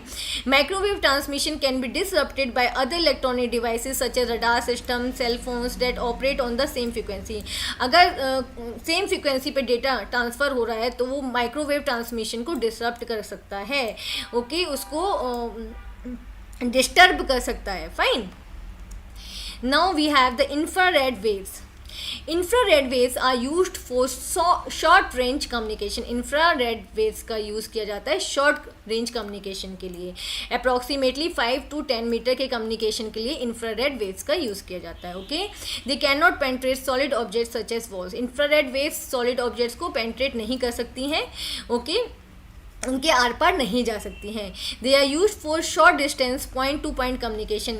इंफ्रारेड वेव्स का यूज़ किया जाता है छोटे डिस्टेंस के लिए और पॉइंट टू पॉइंट कम्युनिकेशन के लिए. ठीक है. Such as remote controls data use for, जैसे आप किसका यूज़ करते हो, रिमोट कंट्रोल्स का यूज़ करते हो. जब आप रिमोट कंट्रोल का यूज़ करते हो तो जो वेव ट्रांसफ़र होती है वो इंफ्रारेड वेव होती है. ओके. जब आप अपना टीवी स्विच ऑन करते हो या डीवीडी प्लेयर स्विच ऑन करते हो या एसी स्विच ऑन करते हो, स्टीरियो सिस्टम ऑन करते हो with the help of the remote controls, तो वो क्या होता है, जो डेटा ट्रांसफ़र होता है, जो कमांड ट्रांसफ़र होती है वो इंफ्रारेड वेव्स की हेल्प से ट्रांसफ़र होती है. Okay. It is a line of sight transmission. ये भी लाइन ऑफ साइट ट्रांसमिशन है. So information pass to one device is not leak to another device. तो एक डिवाइस से दूसरे डिवाइस में इंफॉर्मेशन जो पास हो रही है, राइट, वो दूसरे डिवाइस में ट्रांसफ़र नहीं होती है, लीक नहीं होती है. जैसे आपने देखो रिमोट से आपने टीवी को स्विच ऑन किया, यहाँ पे जो रेज ट्रेवल हो रही है टीवी को स्विच ऑन करने के लिए वो कौन सी है, इंफ्रारेड रेडिएशन है. Fine. Now we have advantages of infrared waves. It provides secured communication due to line of sight और point to point mode of communication. तो यहाँ पे देखो यहाँ पे पॉइंट टू पॉइंट कम्युनिकेशन है, पॉइंट टू पॉइंट कम्युनिकेशन हो रहा है, फाइन. तो ये क्या है, एक सिक्योर कम्युनिकेशन है, fine. The battery used in infrared devices last for long duration due to lower power consumption. तो इंफ्रारेड डिवाइस जो बैटरीज यूज़ करते हैं वो बहुत लंबे ड्यूरेशन तक चल सकती है क्योंकि इंफ्रारेड रेज बहुत ही कम पावर कंज्यूम करती है. Okay. Infrared motion sensor detect motion in day time and night time reliably. तो जो इंफ्रारेड जो डिवाइसेस होते हैं, राइट, उसके सेंसर्स डे टाइम में भी और नाइट टाइम दोनों टाइम वर्क कर सकते हैं easily. It provides a wireless connection between two system. तो यहाँ पे देखो वायरलेस कनेक्शन है बिटवीन टू सिस्टम्स, राइट. तो infrared waves wireless connection provide करती है दो सिस्टम्स के बीच में. There is no licence needed to facilitate it. Infrared rays को यूज़ करने के लिए किसी भी तरह के लाइसेंस की ज़रूरत नहीं होती है. Next we have disadvantage of infrared waves. Infrared frequencies are affected by hard objects like wall, door, smoke, dust, fog, sunlight etc. तो ऐसा नहीं है कि आप एक रूम में बैठे हो और आप दूसरे रूम में रख के टीवी को स्विच ऑन करना चाहते हो, तो यहाँ पे इंफ्रारेड वेव्स वर्क नहीं करेंगी क्योंकि वॉल्स को पेंट्रेट नहीं कर सकती, right. Okay. Hence it doesn't work through the walls और डोर्स. तो वॉल्स के थ्रू या डोर्स के थ्रू ये पेंट्रेट नहीं कर सकती. Infrared waves at high power can damage eyes. अगर आप बहुत इंफ्रारेड वेव्स को का यूज़ कर रहे हो, राइट, और आप उसको देख रहे हो तो यहाँ पे आपकी आइज़ को डैमेज हो सकता है, fine. It requires line of sight between the transmitter and the receiver to communicate. तो यहाँ पे जो रिसीवर है और ट्रांसमीटर है वो एक ही लाइन में होने चाहिए, फाइन, क्योंकि बिकॉज ये क्या है, पॉइंट टू पॉइंट कम्युनिकेशन है, fine. It supports shorter range and hence it performance degrades with longer distance. तो इंफ्रारेड रेज कैसे वर्क करती हैं, एक छोटे से डिस्टेंस पे ही वर्क करती हैं. तो अगर आप डिस्टेंस को इंक्रीज कर दोगे तो यहाँ पे उसकी परफॉर्मेंस डिग्रेड हो जाएगी, कम हो जाएगी. It supports lower data rate transmission compare to the wired transmission. तो यहाँ पे जो डेटा ट्रांसफ़र हो रहा है वो क्या है, कम डेटा ट्रांसफ़र हो रहा है as compare to the wired transmission. Wired transmission में आप ज़्यादा डेटा को ट्रांसफ़र कर सकते हो. Mobile telecommunication technologies. हम यहाँ पे मोबाइल की कम्युनिकेशन टेक्नोलॉजीज़ के बारे में समझेंगे. Today the mobile phone network is the most use network in the world. आज के टाइम पर जो आपका मोबाइल नेटवर्क है वो वर्ल्ड का सबसे ज़्यादा यूज़ होने वाला नेटवर्क है, right. The architecture of the mobile network has rapidly evolved over the last few decades. जो आपके मोबाइल नेटवर्क का आर्किटेक्चर है, उसका डिज़ाइन है, वो कुछ डिकेड्स मतलब कुछ वर्षों से वो रैपिडली इवॉल्व हुआ है, मतलब बहुत उसका डेवलपमेंट हुआ है, fine. The different landmark achievements in mobile communication technologies are classified as different generations. जो मोबाइल कम्युनिकेशन के अंदर अचीवमेंट्स हुए हैं, राइट, उसकी टेक्नोलॉजी में जो विकास हुआ है, ओके, उसको आपने डिफरेंट जनरेशंस का नेम दे दिया है, उनको आपने जनरेशंस का नेम दे दिया है. They are identified as 1G, 2G, 3G, 4G and 5G, right. तो जो भी अचीवमेंट्स आए हैं मोबाइल कम्युनिकेशन टेक्नोलॉजीज में वो आपने डिफरेंट जनरेशन्स में डिवाइड कर दिए हैं, ओके. तो इनके बारे में हम वन बाय वन पढ़ते हैं. फर्स्ट है आपका first generation 1G mobile network system. The first generation mobile network system came around 1982. जो आपका 1G आया था वो कब आया था, 1982 में आया था.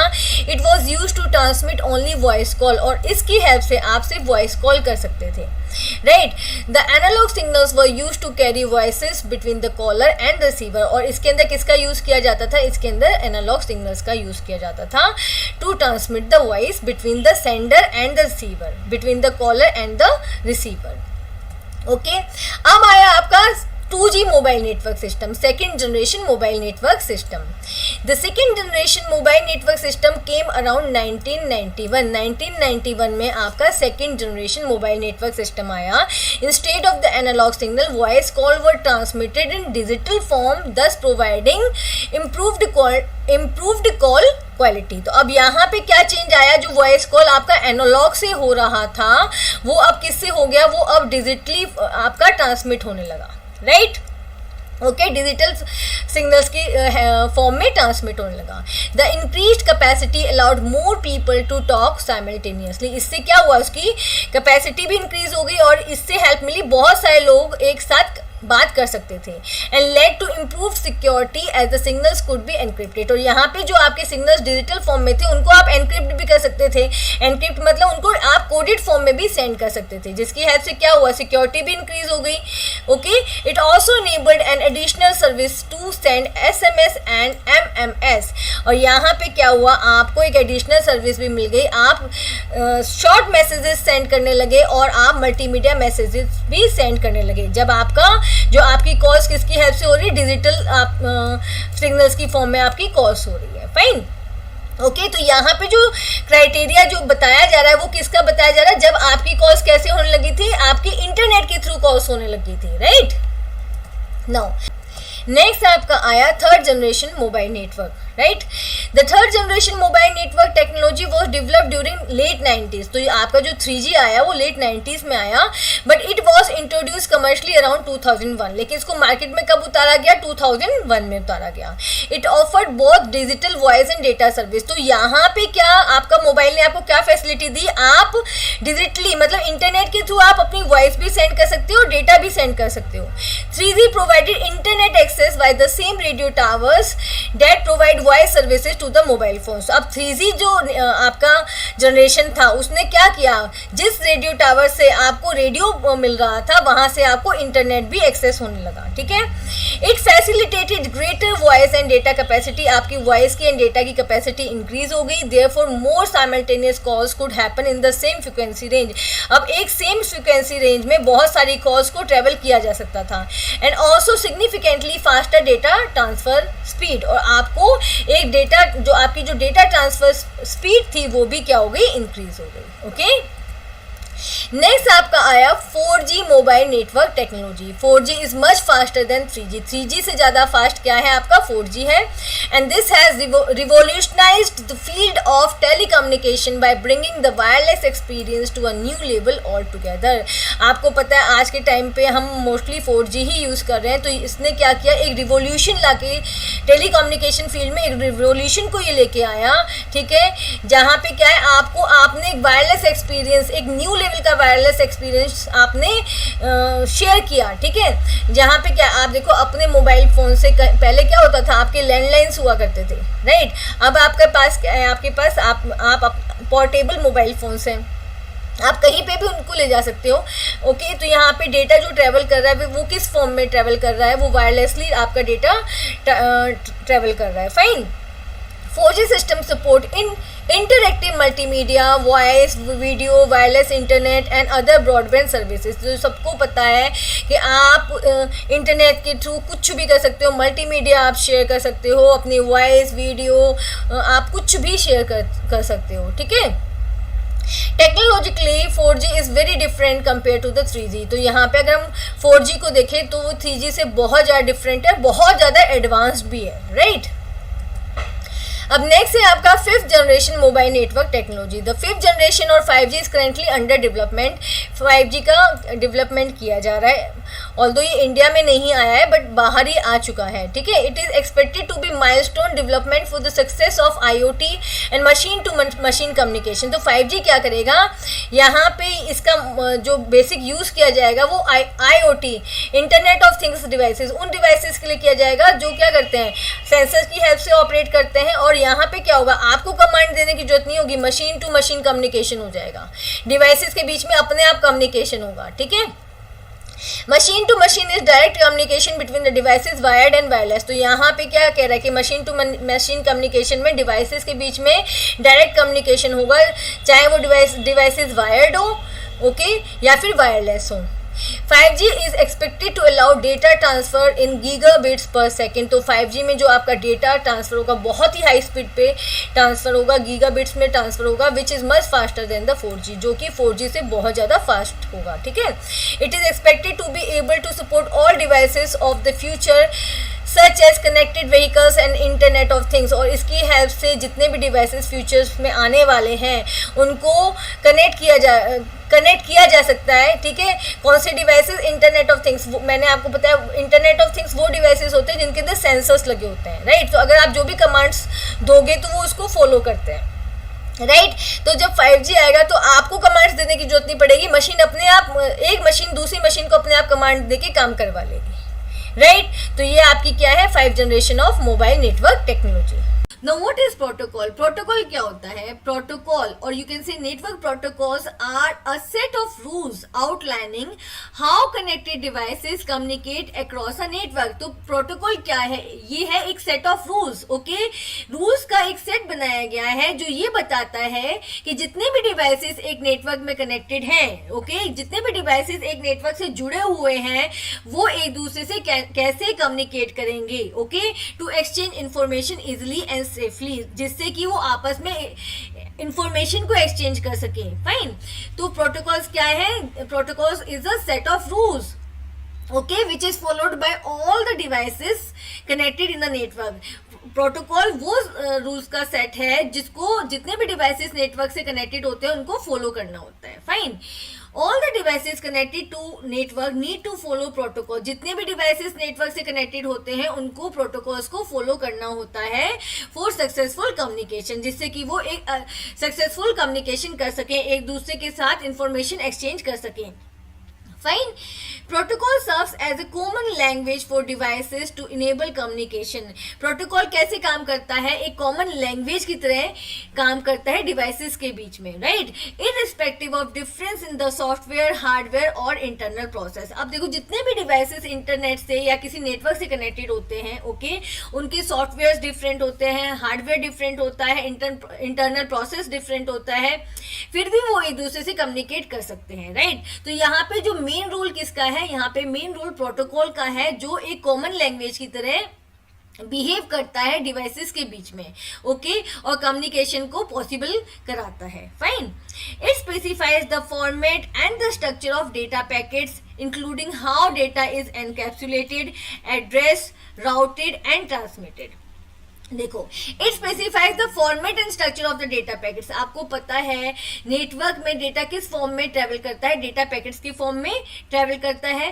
तो डेटा पैकेट्स का फॉर्मेट मतलब कैसे वो डेटा पैकेट क्रिएट होगा, उसका क्या स्ट्रक्चर होगा, ये कौन डिसाइड करता है? ये नेटवर्क प्रोटोकॉल्स, ये रूल्स डिसाइड करते हैं, ओके।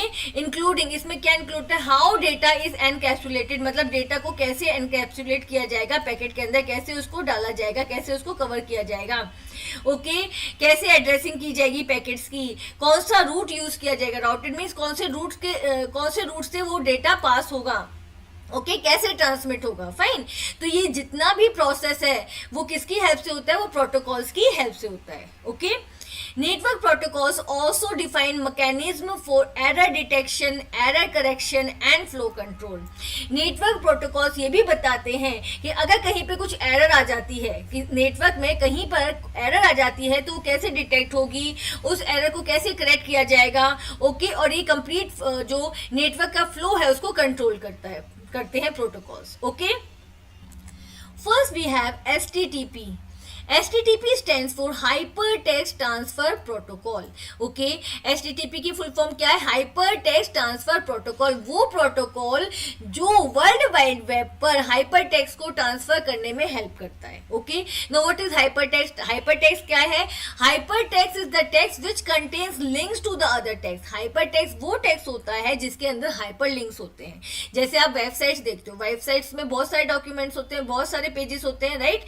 और वो पेजेस एक दूसरे से कैसे कनेक्ट होते हैं? With the help of the hyperlinks, okay, text hyperlink, picture hyperlinks, okay. तो यहाँ पे HTTP प्रोटोकॉल का मेन फंक्शन क्या है?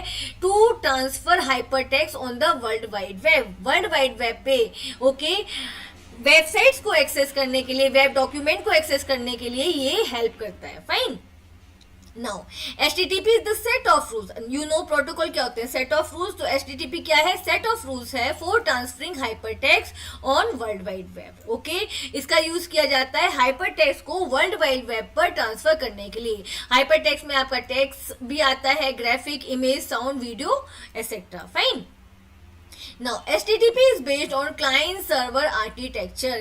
HTTP किस पर बेस्ड है? क्लाइंट सर्वर आर्किटेक्चर पर बेस्ड है.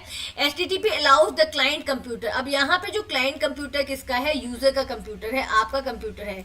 फॉर एग्जाम्पल अगर आप किसी वेबसाइट को एक्सेस कर रहे हो अपने वेब ब्राउजर से, तो यहाँ पे आपका वेब ब्राउजर क्या है? क्लाइंट. आपका वेब ब्राउजर क्लाइंट है और आपका कंप्यूटर है क्लाइंट कंप्यूटर. ओके, तो HTTP क्या करता है? It helps you to establish a connection to the server. ये आपका कनेक्शन क्रिएट करता है सर्वर के साथ, so that you can make your request, जिससे कि आप अपनी रिक्वेस्ट को सेंड कर सको.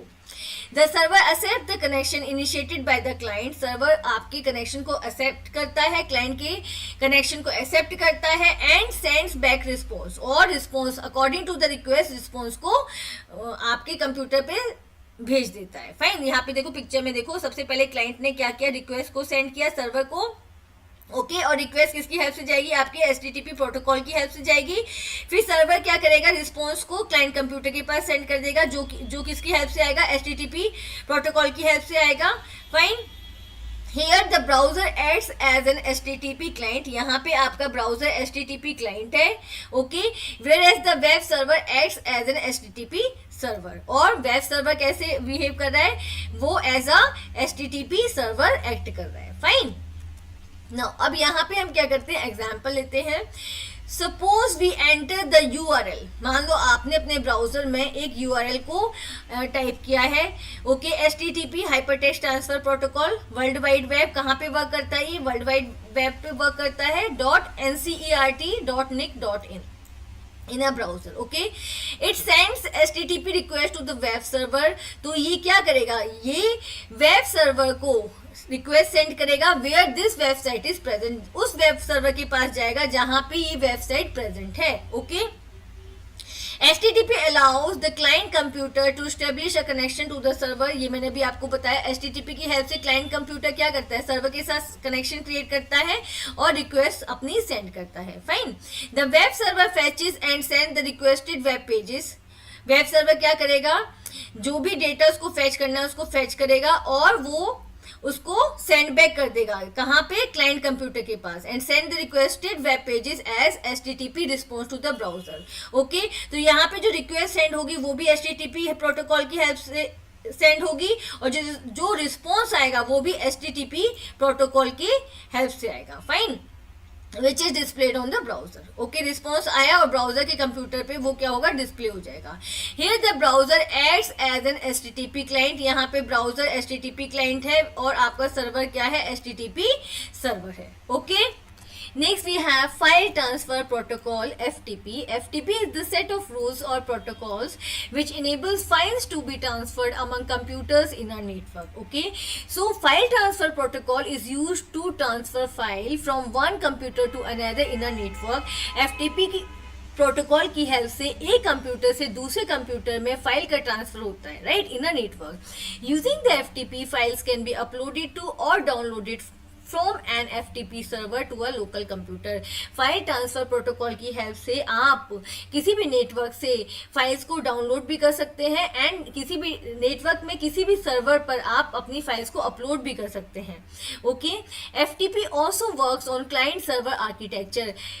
FTP क्लाइंट सर्वर आर्किटेक्चर के अकॉर्डिंग ही वर्क करता है. Most web browsers come with the FTP client. जो ब्राउजर्स होते हैं, ओके, वो क्या है? They are inbuilt FTP clients. Fine, okay, they works as FTP client. Browsers आपका जो यूजर यूज कर रहा है ब्राउजर वो as a FTP client work करता है. क्यों? क्योंकि वो रिक्वेस्ट सेंड कर रहा है, ओके, टू डाउनलोड समथिंग और to upload something, right, that enables user to transfer files from their computer to a server. यहाँ पे क्या हो रहा है? देखो, ये एग्जांपल लिया है. आपका कंप्यूटर मान लो किसी भी सोशल मीडिया साइट्स पे अपनी कोई पिक्चर या वीडियो अपलोड करना चाहता है, तो यहाँ पे क्या हो रहा है? आपका FTP क्लाइंट क्या कर रहा है? फाइल को ट्रांसफर कर रहा है लोकल कंप्यूटर से कहाँ? FTP सर्वर के पास. Okay, and vice versa. In the same way अगर आप चाहते हो FTP सर्वर से कोई भी डेटा डाउनलोड करना, राइट, पिक्चर डाउनलोड करना या PDF डाउनलोड करना, तो क्या करेगा? आपका browser as a client work करेगा, FTP क्लाइंट वर्क करेगा और FTP सर्वर से डेटा को डाउनलोड करेगा. फाइन, तो यहाँ पे जो फाइल ट्रांसफर प्रोटोकॉल है वो क्लाइंट सर्वर आर्किटेक्चर पे बेस्ड है. ओके, नाउ FTP प्रोसेस कैसे काम करता है, file transfer protocol. Okay, when a user request for a file transfer with another system, जब कोई भी यूजर फाइल ट्रांसफर की रिक्वेस्ट करता है किसी दूसरे सिस्टम से, FTP sets up a connection between the two nodes for accessing the file. तो फाइल ट्रांसफर प्रोटोकॉल उन दोनों डिवाइस के बीच में, उन दोनों नोड्स के बीच में एक कनेक्शन क्रिएट कर देता है. फाइन. अ यूजर, यहाँ पे यूजर कौन है, FTP क्लाइंट, में log in to an FTP server. तो यूजर जो FTP सर्वर है जहाँ से डेटा का एक्सचेंज हो रहा है, राइट, आप डेटा को अपलोड कर रहे हो या डेटा को डाउनलोड कर रहे हो. ओके, यहाँ पे क्या है, ये रिक्वायरमेंट भी हो सकती है कि वो आपसे जो FTP सर्वर है लॉग इन करने के लिए बोले. ओके, आपको आईडी यहाँ पे यूज करना पड़े, पासवर्ड यूज करना पड़े, although a logging might not be required, और समटाइम्स लॉगिंग करना जरूरी भी नहीं होता है. Okay, the FTP client interacts with the server upon a request. File transfer protocol ने क्या किया, FTP क्लाइंट और FTP सर्वर के बीच में एक कनेक्शन क्रिएट कर दिया. अब FTP क्लाइंट क्या करेगा, सर्वर से इंटरेक्ट करेगा और डेटा के लिए रिक्वेस्ट करेगा. ओके, जो भी उसकी डिमांड है, अपलोड करना है, राइट, या फिर डाउनलोड करना है. The FTP client specifies the file name and location of the desired file. अगर मान लो डाउनलोड करना है तो क्या करेगा, वो FTP क्लाइंट स्पेसिफाई करेगा कि उसे कौन सी फाइल चाहिए. ओके, और उसका पूरा कंप्लीट URL देगा फाइल का, right. After that, another connection setups and the file transfer happens directly between the two machines. उसके बाद क्या होगा, एक कनेक्शन के थ्रू FTP क्लाइंट ने क्या किया है, इंटरेक्ट किया है FTP सर्वर के साथ और अपनी डिमांड बताई है. सेकेंड कनेक्शन में क्या होगा, FTP server according to the requirement. Okay, दूसरा कनेक्शन जो सेट होगा उसमें क्या होगा, फाइल का ट्रांसफर होगा from FTP server to FTP client. जो भी डेटा मांगा गया है वो FTP क्लाइंट के पास आ जाएगा. With FTP, a user can upload, download और move files on the server. FTP की हेल्प से यूजर FTP सर्वर पर अपनी फाइल्स को अपलोड भी कर सकता है, वहां से फाइल्स को डाउनलोड भी कर सकता है, फाइल्स को मूव भी कर सकता है. If you have ever downloaded a file from a web page, you have used FTP. अब यहाँ पे देखो, मैंने पहले भी बताया था, अगर आपने इंटरनेट से या वेब पेज से, कोई भी वेबसाइट से कोई भी फाइल अपलोड की है, सॉरी डाउनलोड की है, तो वो किसका एग्जाम्पल है, वो FTP का एग्जाम्पल है. आपके पास फाइल डाउनलोड होकर तभी आएगी जब वहाँ पे फाइल ट्रांसफर प्रोटोकॉल का यूज होगा. Okay, difference between HTTP and FTP protocol. HTTP hypertext transfer protocol is use to view websites. HTTP protocol का यूज होता है वेबसाइट्स को अपने सिस्टम पर, अपने ब्राउजर पर व्यू करने के लिए, देखने के लिए. ओके, इसकी हेल्प से आप वेबसाइट्स को एक्सेस करते हो. FTP is use to access and transfer file. File transfer protocol की हेल्प से आप फाइल्स को भी एक्सेस कर सकते हो और अपने सिस्टम से फाइल सर्वर पर फाइल्स को अपलोड भी कर सकते हो. Fine. HTTP only uses binary format. HTTP में सिर्फ बाइनरी फॉर्मेट का यूज किया जाता है. FTP can send data both in ASCII and binary format. File transfer protocol ASCII format में भी और बाइनरी फॉर्मेट में भी डेटा को सेंड कर सकती है. Fine. HTTP is used to transfer the content of a web page from web server to a client's web browser. तो यहाँ पे क्या है, वन वे कम्युनिकेशन है. HTTP हाइपरटेक्स्ट ट्रांसफर प्रोटोकॉल का क्या यूज है, इसकी हेल्प से आप वेब कंटेंट देख सकते हो. क्लाइंट कंप्यूटर पे, क्लाइंट ब्राउजर पे वेब पेजेस डिस्प्ले होते हैं. Okay, FTP is used to both upload and download files between FTP server and FTP client. File transfer protocol की हेल्प से FTP सर्वर और FTP क्लाइंट के बीच में फाइल्स का क्या होता है, एक्सचेंज होता है, टू वे कम्युनिकेशन होता है. यूजर फाइल को अपलोड भी कर सकता है FTP सर्वर पर और FTP सर्वर से फाइल्स को डाउनलोड भी कर सकता है. HTTP transfer only the web page content to the web browser in order to view it, and the transferred file is not copied to the memory. HTTP protocol क्या करता है, जो भी वेब कंटेंट अवेलेबल कराता है user के browser पर, okay, वो सिर्फ क्या होता है, दैट यू कैन ओनली सी, आप उसको देख सकते हो, व्यू कर सकते हो, वो आपके मेमोरी में जाके कॉपी नहीं होता, वो स्टोर नहीं होता. FTP transfer the entire file to the other device and also it is saved in the memory space of the destination device. FTP क्या करता है, जब आप फाइल को क्या करते हो, डाउनलोड करते हो, तो क्या होता है, आपके मेमोरी में जाके सेव भी हो जाता है. Fine. Next we have PPP. PPP stands for point to point protocol. PPP is a communication protocol which establishes a dedicated and direct connection between two communicating devices. PPP protocol क्या करता है, दो devices के बीच में एक dedicated और you can से डायरेक्ट कनेक्शन क्रिएट करता है. फाइन, जैसे आप पिक्चर में देख सकते हो यहाँ पे दो डिवाइसेस हैं और दोनों एक दूसरे से कनेक्टेड है with the help of the network. Fine, तो यहाँ पे इन डिवाइसेस के बीच में डेटा एक्सचेंज करने के लिए पॉइंट टू पॉइंट प्रोटोकॉल का यूज किया जाता है. Right, this protocol defines how two devices will authenticate each other. ये प्रोटोकॉल बताता है कि दोनों डिवाइस एक दूसरे को कैसे ऑथेंटिकेट करेंगे, मींस कैसे पहचानेंगे एक दूसरे को, and establish a direct link between them to exchange data. और दोनों डिवाइसेस के बीच में एक डायरेक्ट लिंक को क्रिएट करता है to exchange data, so that these devices can exchange data easily. Fine, for example two routers with direct connection communicate using PPP. तो यहाँ पे एग्जाम्पल में ये क्या कह रहा है कि दो राउटर्स, दो डिवाइसेस है हमारे पास, दोनों के पास राउटर है. तो दो राउटर एक दूसरे से डायरेक्ट कम्युनिकेट कैसे करेंगे, with the help of point to point protocol. तो पॉइंट टू पॉइंट प्रोटोकॉल दो डिवाइसेस के बीच में डायरेक्ट कनेक्शन क्रिएट करता है. Fine, so that these two devices can exchange data easily. A PPP connection exists when two systems physically connect through a telephone lines. Point to point connection तब exist होता है जब दो system एक दूसरे से physically connect होते हैं with the help of telephone lines.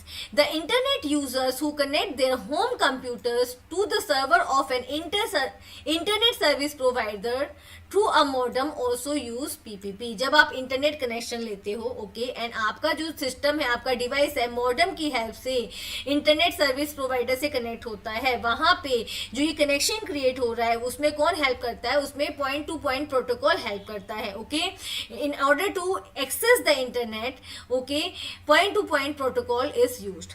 The communicating devices should have duplex mode for using this protocol. यहाँ पे क्या कहा जा रहा है, जो communicating devices है, मान लो आपका कंप्यूटर है और इंटरनेट सर्विस प्रोवाइडर का सर्वर है, वो दोनों क्या होने चाहिए, डुप्लेक्स मोड में होने चाहिए. डुप्लेक्स मोड में means at the same time they can send the data as well as they can receive the data. वो एक टाइम पर डेटा को सेंड भी कर सके और डेटा को रिसीव भी कर सके, क्योंकि यहाँ पे एक फिजिकल कनेक्शन क्रिएट हो रहा है दोनों के बीच में. This protocol maintains data integrity, ensuring that the packets arrive in the order.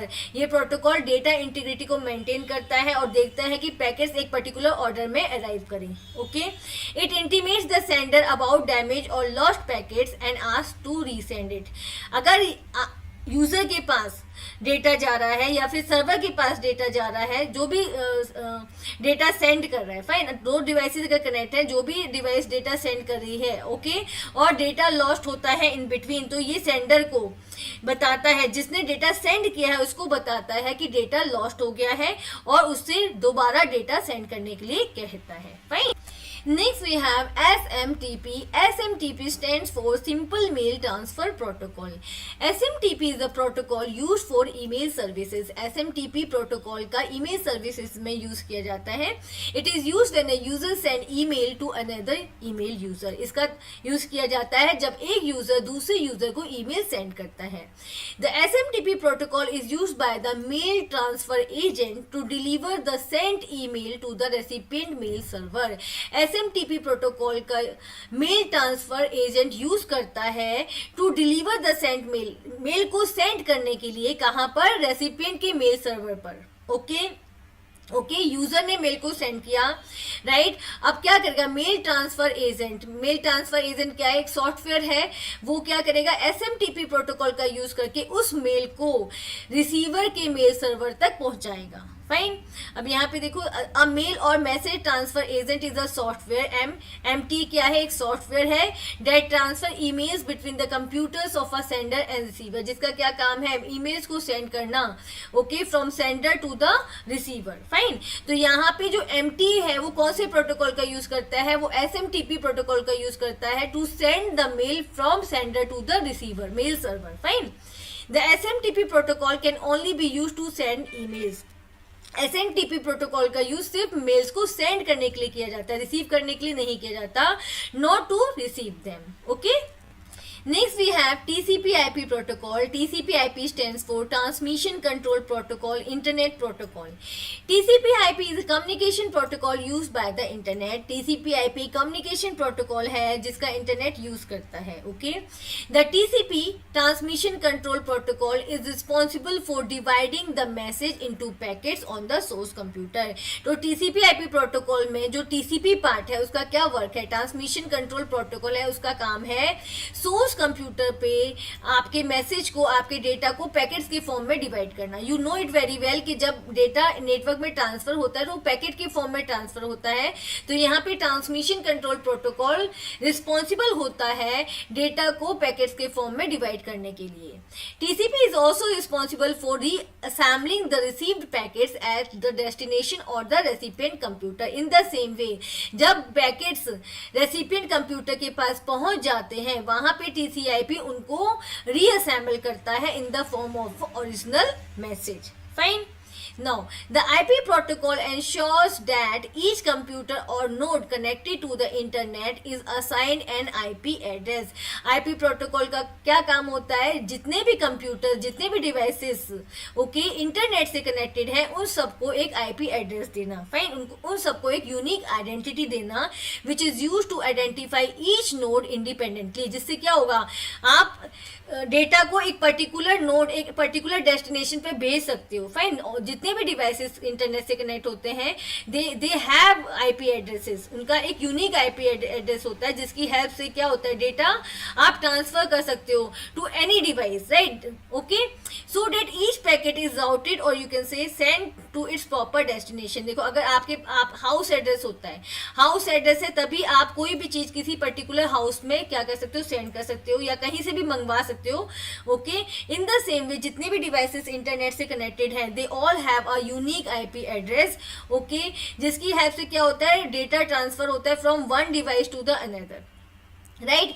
तो आईपी प्रोटोकॉल का क्या काम है? आईपी प्रोटोकॉल का काम है to assign IP addresses to all the devices connected to the network. Right. Next we have POP3 protocol. POP stands for Post Office Protocol. It is the most commonly used protocol for receiving email over the internet.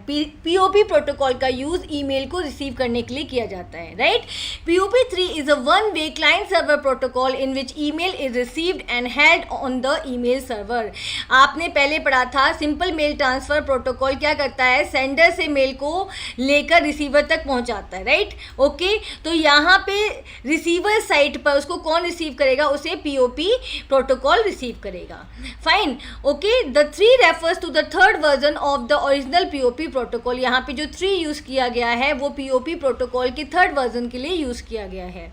You can check your mailbox on the server and can download any email using POP3. POP क्या करता है, SMTP protocol से email को receive करता है. Okay. And receiver के mail server पर उसको सेव कर देता है. फाइन. अब मेल सर्वर पर आप अपने मेल बॉक्स को चेक कर सकते हो और वहां से कोई भी ईमेल डाउनलोड कर सकते हो. It also allows to download the receive messages on the local machine using tool like Outlook. और अगर आप ये चाहते हो कि जो आपके मैसेजेस हैं वो आपके सिस्टम पर, आपकी लोकल मशीन पर सेव हो जाए, तो उसके लिए आप कोई एप्लीकेशन यूज कर सकते हो लाइक आउटलुक. आउटलुक क्या करता है, आउटलुक आपके मैसेजेस को सेव करके रख लेता है so that user can read them even when they are not connected to the internet. Okay. जितने भी मैसेजेस यूज़र ने क्या किया है, मेल सर्वर से डाउनलोड किए हैं आउटलुक के अंदर, वो उनको कभी भी रीड कर सकता है, चाहे वो इंटरनेट से कनेक्टेड हो चाहे ना हो. Okay. Now we have HTTPS. HTTPS stands for Hypertext Transfer Protocol Secure. HTTPS protocol ensures the security of the text or information being transferred over World Wide Web. HTTPS protocol ये ensure करता है कि जो भी information World Wide Web पर transfer हो रही है from one device to another वो securely transfer हो. Right? HTTPS is enhanced version of HTTP working with SSL। HTTPS क्या है? HTTP का एनहेंस वर्जन है, हाइपर टेक्स्ट ट्रांसफर प्रोटोकॉल का एनहेंस वर्जन है, जो SSL secure socket layer certificate के साथ काम करता है। The SSL helps create a secure and encrypted connection between the server and the browser। Secure socket layer server और ब्राउज़र के बीच में एक सिक्योर और एनक्रिप्टेड कनेक्शन क्रिएट करती है। ओके, आप देखो पिक्चर में देख सकते हो, ये आपका ब्राउज़र है और ये आपका सर्वर है। ओके, जब HTTPS के थ्रू डेटा ट्रांसफ़र होगा, राइट, HTTPS प्रोटोकॉल के थ्रू डेटा ट्रांसफ़र होगा तो वो बहुत ही सिक्योर वे में और एनक्रिप्टेड फॉर्म में ट्रांसफ़र होगा, right. It will create a secure end encrypted connection between the browser and the server. Fine. SSL encrypts and sends information over a secure connection, making it hard to steal। Secure socket layer information को encrypt करता है and then उसको एक secure connection के through one device से दूसरे device पर transfer करता है, transmit करता है। ओके, जब आपका डेटा encrypted form में travel करता है तो उसको steal नहीं किया जा सकता, और अगर वो steal हो भी जाता है तो कोई भी उस डेटा को समझ नहीं सकता, राइट, बिकॉज डेटा किस फॉर्म में होता है? कोडेड फॉर्म में होता है, right? Encryption is the process of converting actual information into some code words to hide its actual meaning। Encryption कौन सा प्रोसेस होता है? जिसमें डेटा को, जो एक्चुअल डेटा होता है उसको कुछ कोड वर्ड्स में कन्वर्ट कर दिया जाता है जिससे उसका एक्चुअल मीनिंग हाइड हो जाए। फाइन।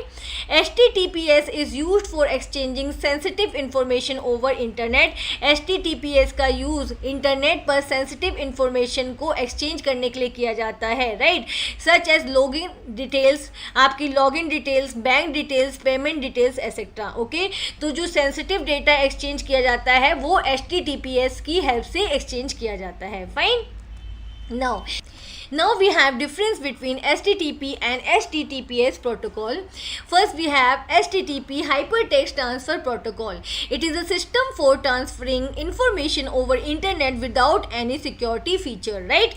तो HTTP क्या करता है? डेटा को ट्रांसफ़र करता है, इंफॉर्मेशन को ट्रांसफ़र करता है वर्ल्ड वाइड वेब पर from one device to another. Okay, but वो कोई भी सिक्योरिटी फीचर प्रोवाइड नहीं करता है आपके डेटा को, right. Your data can be hacked any time. Fine. It is a system of transferring HTTPS. It is a system of transferring information with secure socket layer that encrypts and sends information over a secure connection, making it hard to steal. Hypertext Transfer Protocol secure information को transfer करता है with full security, okay, by using the secure socket layer, जो क्या करता है? Data को या information को फर्स्ट एनक्रिप्ट करता है और उसको एक सिक्योर मीडियम के थ्रू ट्रांसमिट करता है from one device to another, जिससे कि वो स्टील नहीं हो सकती। Okay, it is very difficult to steal that information. HTTP, it is useful for sending non-sensitive information।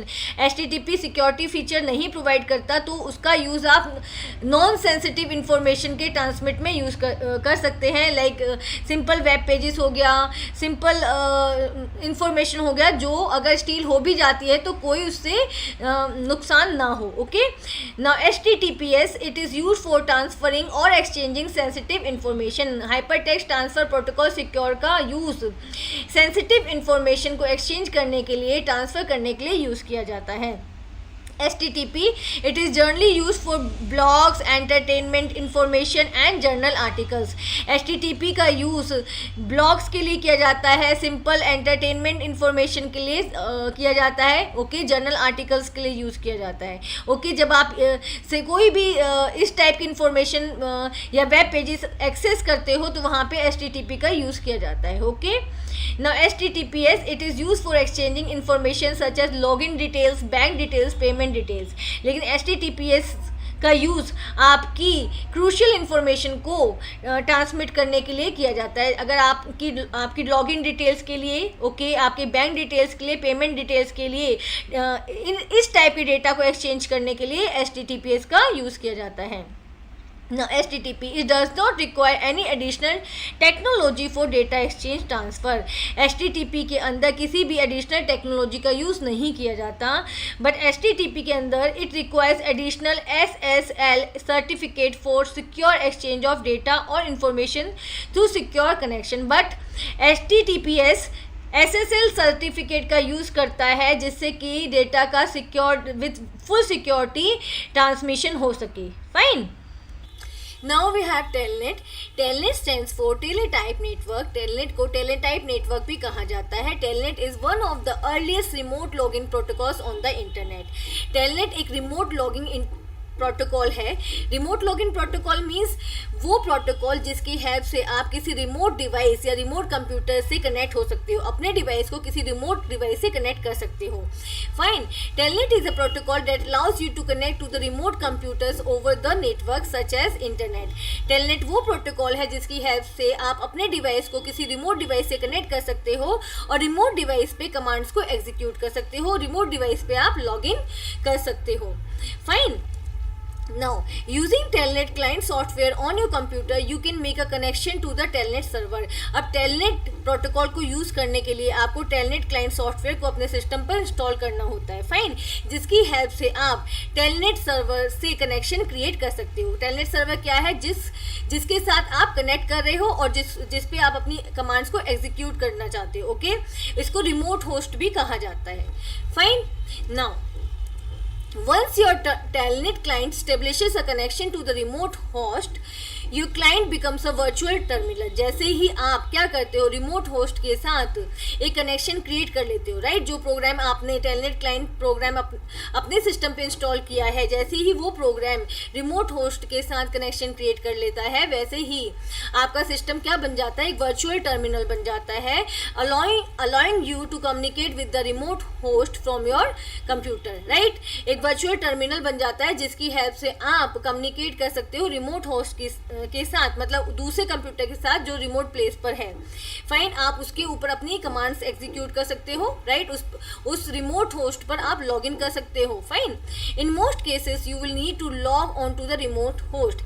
Some cases में क्या होता है, आपको रिमोट डिवाइस पे लॉग इन करना होता है which requires that you have an account on that system. और इसके लिए क्या चाहिए? आपका भी अकाउंट होना चाहिए रिमोट होस्ट पर. ठीक है.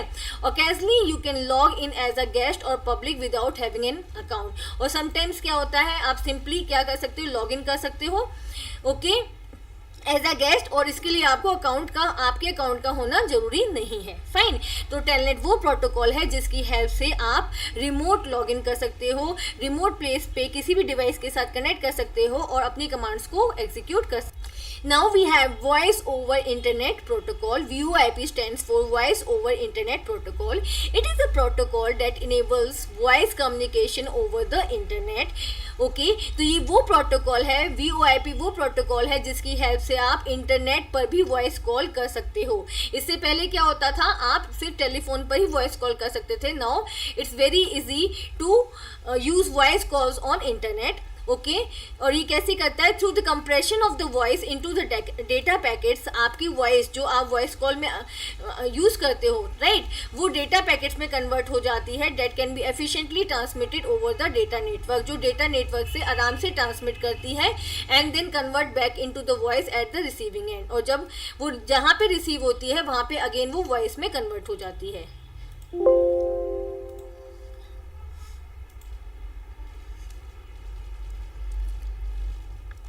Now we have Voice over Internet Protocol. VoIP stands for Voice over Internet Protocol. Okay, it is a protocol that enables voice communication over the Internet. VoIP protocol की help से आप internet पर voice calls कर सकते हो. इससे पहले आप सिर्फ टेलीफोन से ही वॉइस कॉल कर सकते थे, पर VoIP के आने पर आप इंटरनेट पर भी वॉइस कॉल को कर सकते हो, वीडियो कॉल्स को कर सकते हो. राइट. और ये किस टेक्निक से करती है? Through the compression of the voice into the data packets. आप जो वॉइस कॉल करते हो, राइट, उसमें वॉइस कंप्रेस होकर डेटा पैकेट्स में कन्वर्ट हो जाती है. That can be efficiently transmitted over the network. और डेटा पैकेट्स में कन्वर्ट होने के बाद उसको इजीली डेटा नेटवर्क पर ट्रांसमिट किया जा सकता है. Right. And then convert back into voice at the receiving end. और रिसीविंग एंड में अगेन वो वॉइस में कन्वर्ट हो जाती है. Fine. It uses packet switching. और ये पैकेट स्विचिंग की हेल्प से डेटा को स्टोर एंड फॉरवर्ड करती है. Right. Okay. It is an alternative to traditional telephone network. तो ये किसका अल्टरनेट है? जो पहले ट्रेडिशनल टेलीफोन नेटवर्क था, ये उसका एक अल्टरनेट है जो अब बहुत वाइडली यूज़ किया जाता है। Some most common example of VoIP apps are, और बहुत सारी एप्स हैं जो आपको VoIP की फैसिलिटी देती हैं, like Skype, WhatsApp, Google Hangout, Facebook Messenger, Google voice, and there are so many, right? With the help of these app you can utilize internet for the voice call. We can measure capacity of communication media. In data communication, the transmission medium is also known as channel. Data communication में transmission medium को channel भी कहा जाता है. Channel आपका wireless channel हो सकता है like waves, radio waves, microwaves, और वायर्ड चैनल भी हो सकता है like cables, wires. Okay, the capacity of a channel is the maximum amount of signals और traffic that a channel can carry. तो चैनल की कैपेसिटी कैसे डिसाइड होती है? कितना अमाउंट ऑफ सिग्नल्स और डेटा वो चैनल कैरी करता है, वो चैनल ट्रांसफ़र करता है from sender to the receiver, from source to the destination. It is measured in terms of bandwidth and data transfer rate. Channel की कैपेसिटी को decide करने के लिए we have two terms, bandwidth and data transfer rate. Okay, so first we have the bandwidth. Bandwidth क्या होता है? Bandwidth is the difference of maximum and minimum frequency contained in the composite signals. We know it very well कि जब data transfer होता है वो signals की form में ट्रांसफ़र होता है. फाइन, तो यहाँ पे बैंडविड्थ कैसे डिसाइड होती है? बैंडविड्थ हम निकालते हैं frequency, maximum and minimum frequency का डिफरेंस. ओके, तो मैक्सिमम एंड मिनिमम फ्रीक्वेंसी का जो डिफरेंस होता है वो क्या डिसाइड करती है? वो चैनल की बैंडविड्थ को डिसाइड करती है. अब यहाँ पे ये समझना बहुत इंपॉर्टेंट है कि फ्रीक्वेंसी क्या होता है. Frequency is measured in the number of wave cycles पर सेकेंड. फ्रीक्वेंसी आप कैसे मेजर करोगे कि एक वेव ने, ठीक है, एक वेव ने 1 सेकेंड में कितने साइकिल्स को कवर किया. जैसे यहाँ पे जो फर्स्ट वेव है उसने 1 सेकेंड में 1 साइकिल को कवर किया, सेकेंड वेव ने 1 सेकेंड में 2 साइकिल्स को कवर किया. तो जो फर्स्ट वेव है उसकी फ्रीक्वेंसी क्या होगी? 1 हर्ट्ज, और जो सेकेंड वेव है उसकी फ्रीक्वेंसी क्या होगी? 2 हर्ट्ज. फाइन, ओके, तो फ्रीक्वेंसी हम आपको पता चल गई फ्रीक्वेंसी क्या है? Number of cycles covered by a wave पर सेकेंड. फाइन, और इसको हम क्या बोलते हैं? Hertz, right? ये फ्रीक्वेंसी कैसे मेजर होती है? इन हर्ट्ज, राइट? ओके, अब बैंडविड्थ क्या है? Bandwidth is the difference of maximum and minimum frequency contained in the composite signals. जो सिग्नल्स ट्रेवल होते हैं चैनल के थ्रू, राइट, वहाँ पे हम क्या करते हैं? Maximum frequency minus minimum frequency के बाद जो रिजल्ट आता है उससे डिसाइड होता है कि उस पर्टिकुलर चैनल की बैंडविड्थ क्या है. Fine, bandwidth of a channel is the range of frequencies available for transmission of data through that channel. तो bandwidth जो चैनल की bandwidth होती है वो कैसे डिसाइड होती है? रेंज ऑफ फ्रीक्वेंसी से डिसाइड होती है. Okay, now higher the bandwidth, higher the data transfer rate. जितनी बैंडविड्थ ज़्यादा होगी, राइट, डिफरेंस जितना ज़्यादा होगा, lower frequency and higher frequency, signals की जो लोअर फ्रिक्वेंसी है और हायर फ्रिक्वेंसी के बीच में जितना ज़्यादा डिफरेंस होगा उतना ही ज़्यादा डेटा ट्रांसफ़र रेट होगा. फाइन, ओके, आप या फिर इसको ऐसे कह सकते हो, जितनी ज़्यादा बैंडविड्थ होगी उतना ही ज़्यादा डेटा ट्रांसफ़र होगा चैनल के through. Okay, the figure below shows the bandwidth of the signal F with lower and upper frequencies FL and FU respectively.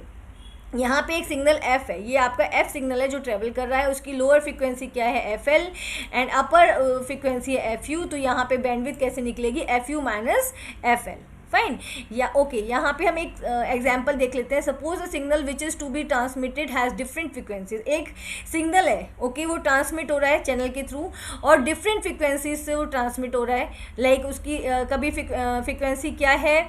6000 mega hertz है, then 4200 mega hertz, 1500 mega hertz and 820 mega hertz. So here the signal bandwidth will be specified by the difference of the lowest and the highest frequency. तो यहाँ पे ये क्या है? उसकी frequencies है. Fine, फिर से देखो, suppose a signal which is to be transmitted है डिफरेंट फ्रिक्वेंसी. एक सिग्नल ट्रांसमिट हो रहा है डिफरेंट फ्रिक्वेंसीज पर. फाइन, तो हम बैंडविड्थ कैसे निकालेंगे? हम highest frequency minus lowest frequency करेंगे तो हमारा जो रिजल्ट निकलेगा वो क्या निकलेगा? बैंडविड्थ निकलेगा. ओके, तो यहाँ पे बैंडविड्थ कैसे निकलेगा? देखो, 6000 mega hertz minus 820 mega hertz, तो आपकी जो बैंडविड्थ आ गई है वो क्या आ गई है? 5180 mega hertz. Right, this is the bandwidth of the channel. Okay, now bandwidth, अब आप बैंडविथ को किस यूनिट में मेजर करते हैं? Bandwidth is measure in hertz, right. 1 kilo hertz represent 1000 cycle per second. 1 kilo hertz का मीनिंग क्या है कि एक सेकेंड में 1000 साइकिल एक सिग्नल कवर करता है, okay. 1 mega hertz represent 1000 kilo hertz, 1 giga hertz represent 1000 mega hertz and 1 tera hertz represent 1000 giga hertz, right. Okay, now next we have data transfer rate. Data transfer rate is the number of bits transmitted between the source and destination in 1 second. तो data transfer rate क्या है कि कितने bits transmit होते हैं 1 second में from source to the destination, okay. It is also known as bit rate. Data transfer rate को bit rate भी कहा जाता है क्योंकि यहाँ पे डेटा को हम कैसे मेजर कर रहे हैं? Number of bits per second, right. It is measured in terms of bits per second, right. The higher unit for data transfer rates are, और इसको आप कैसे, इसकी यूनिट्स क्या है?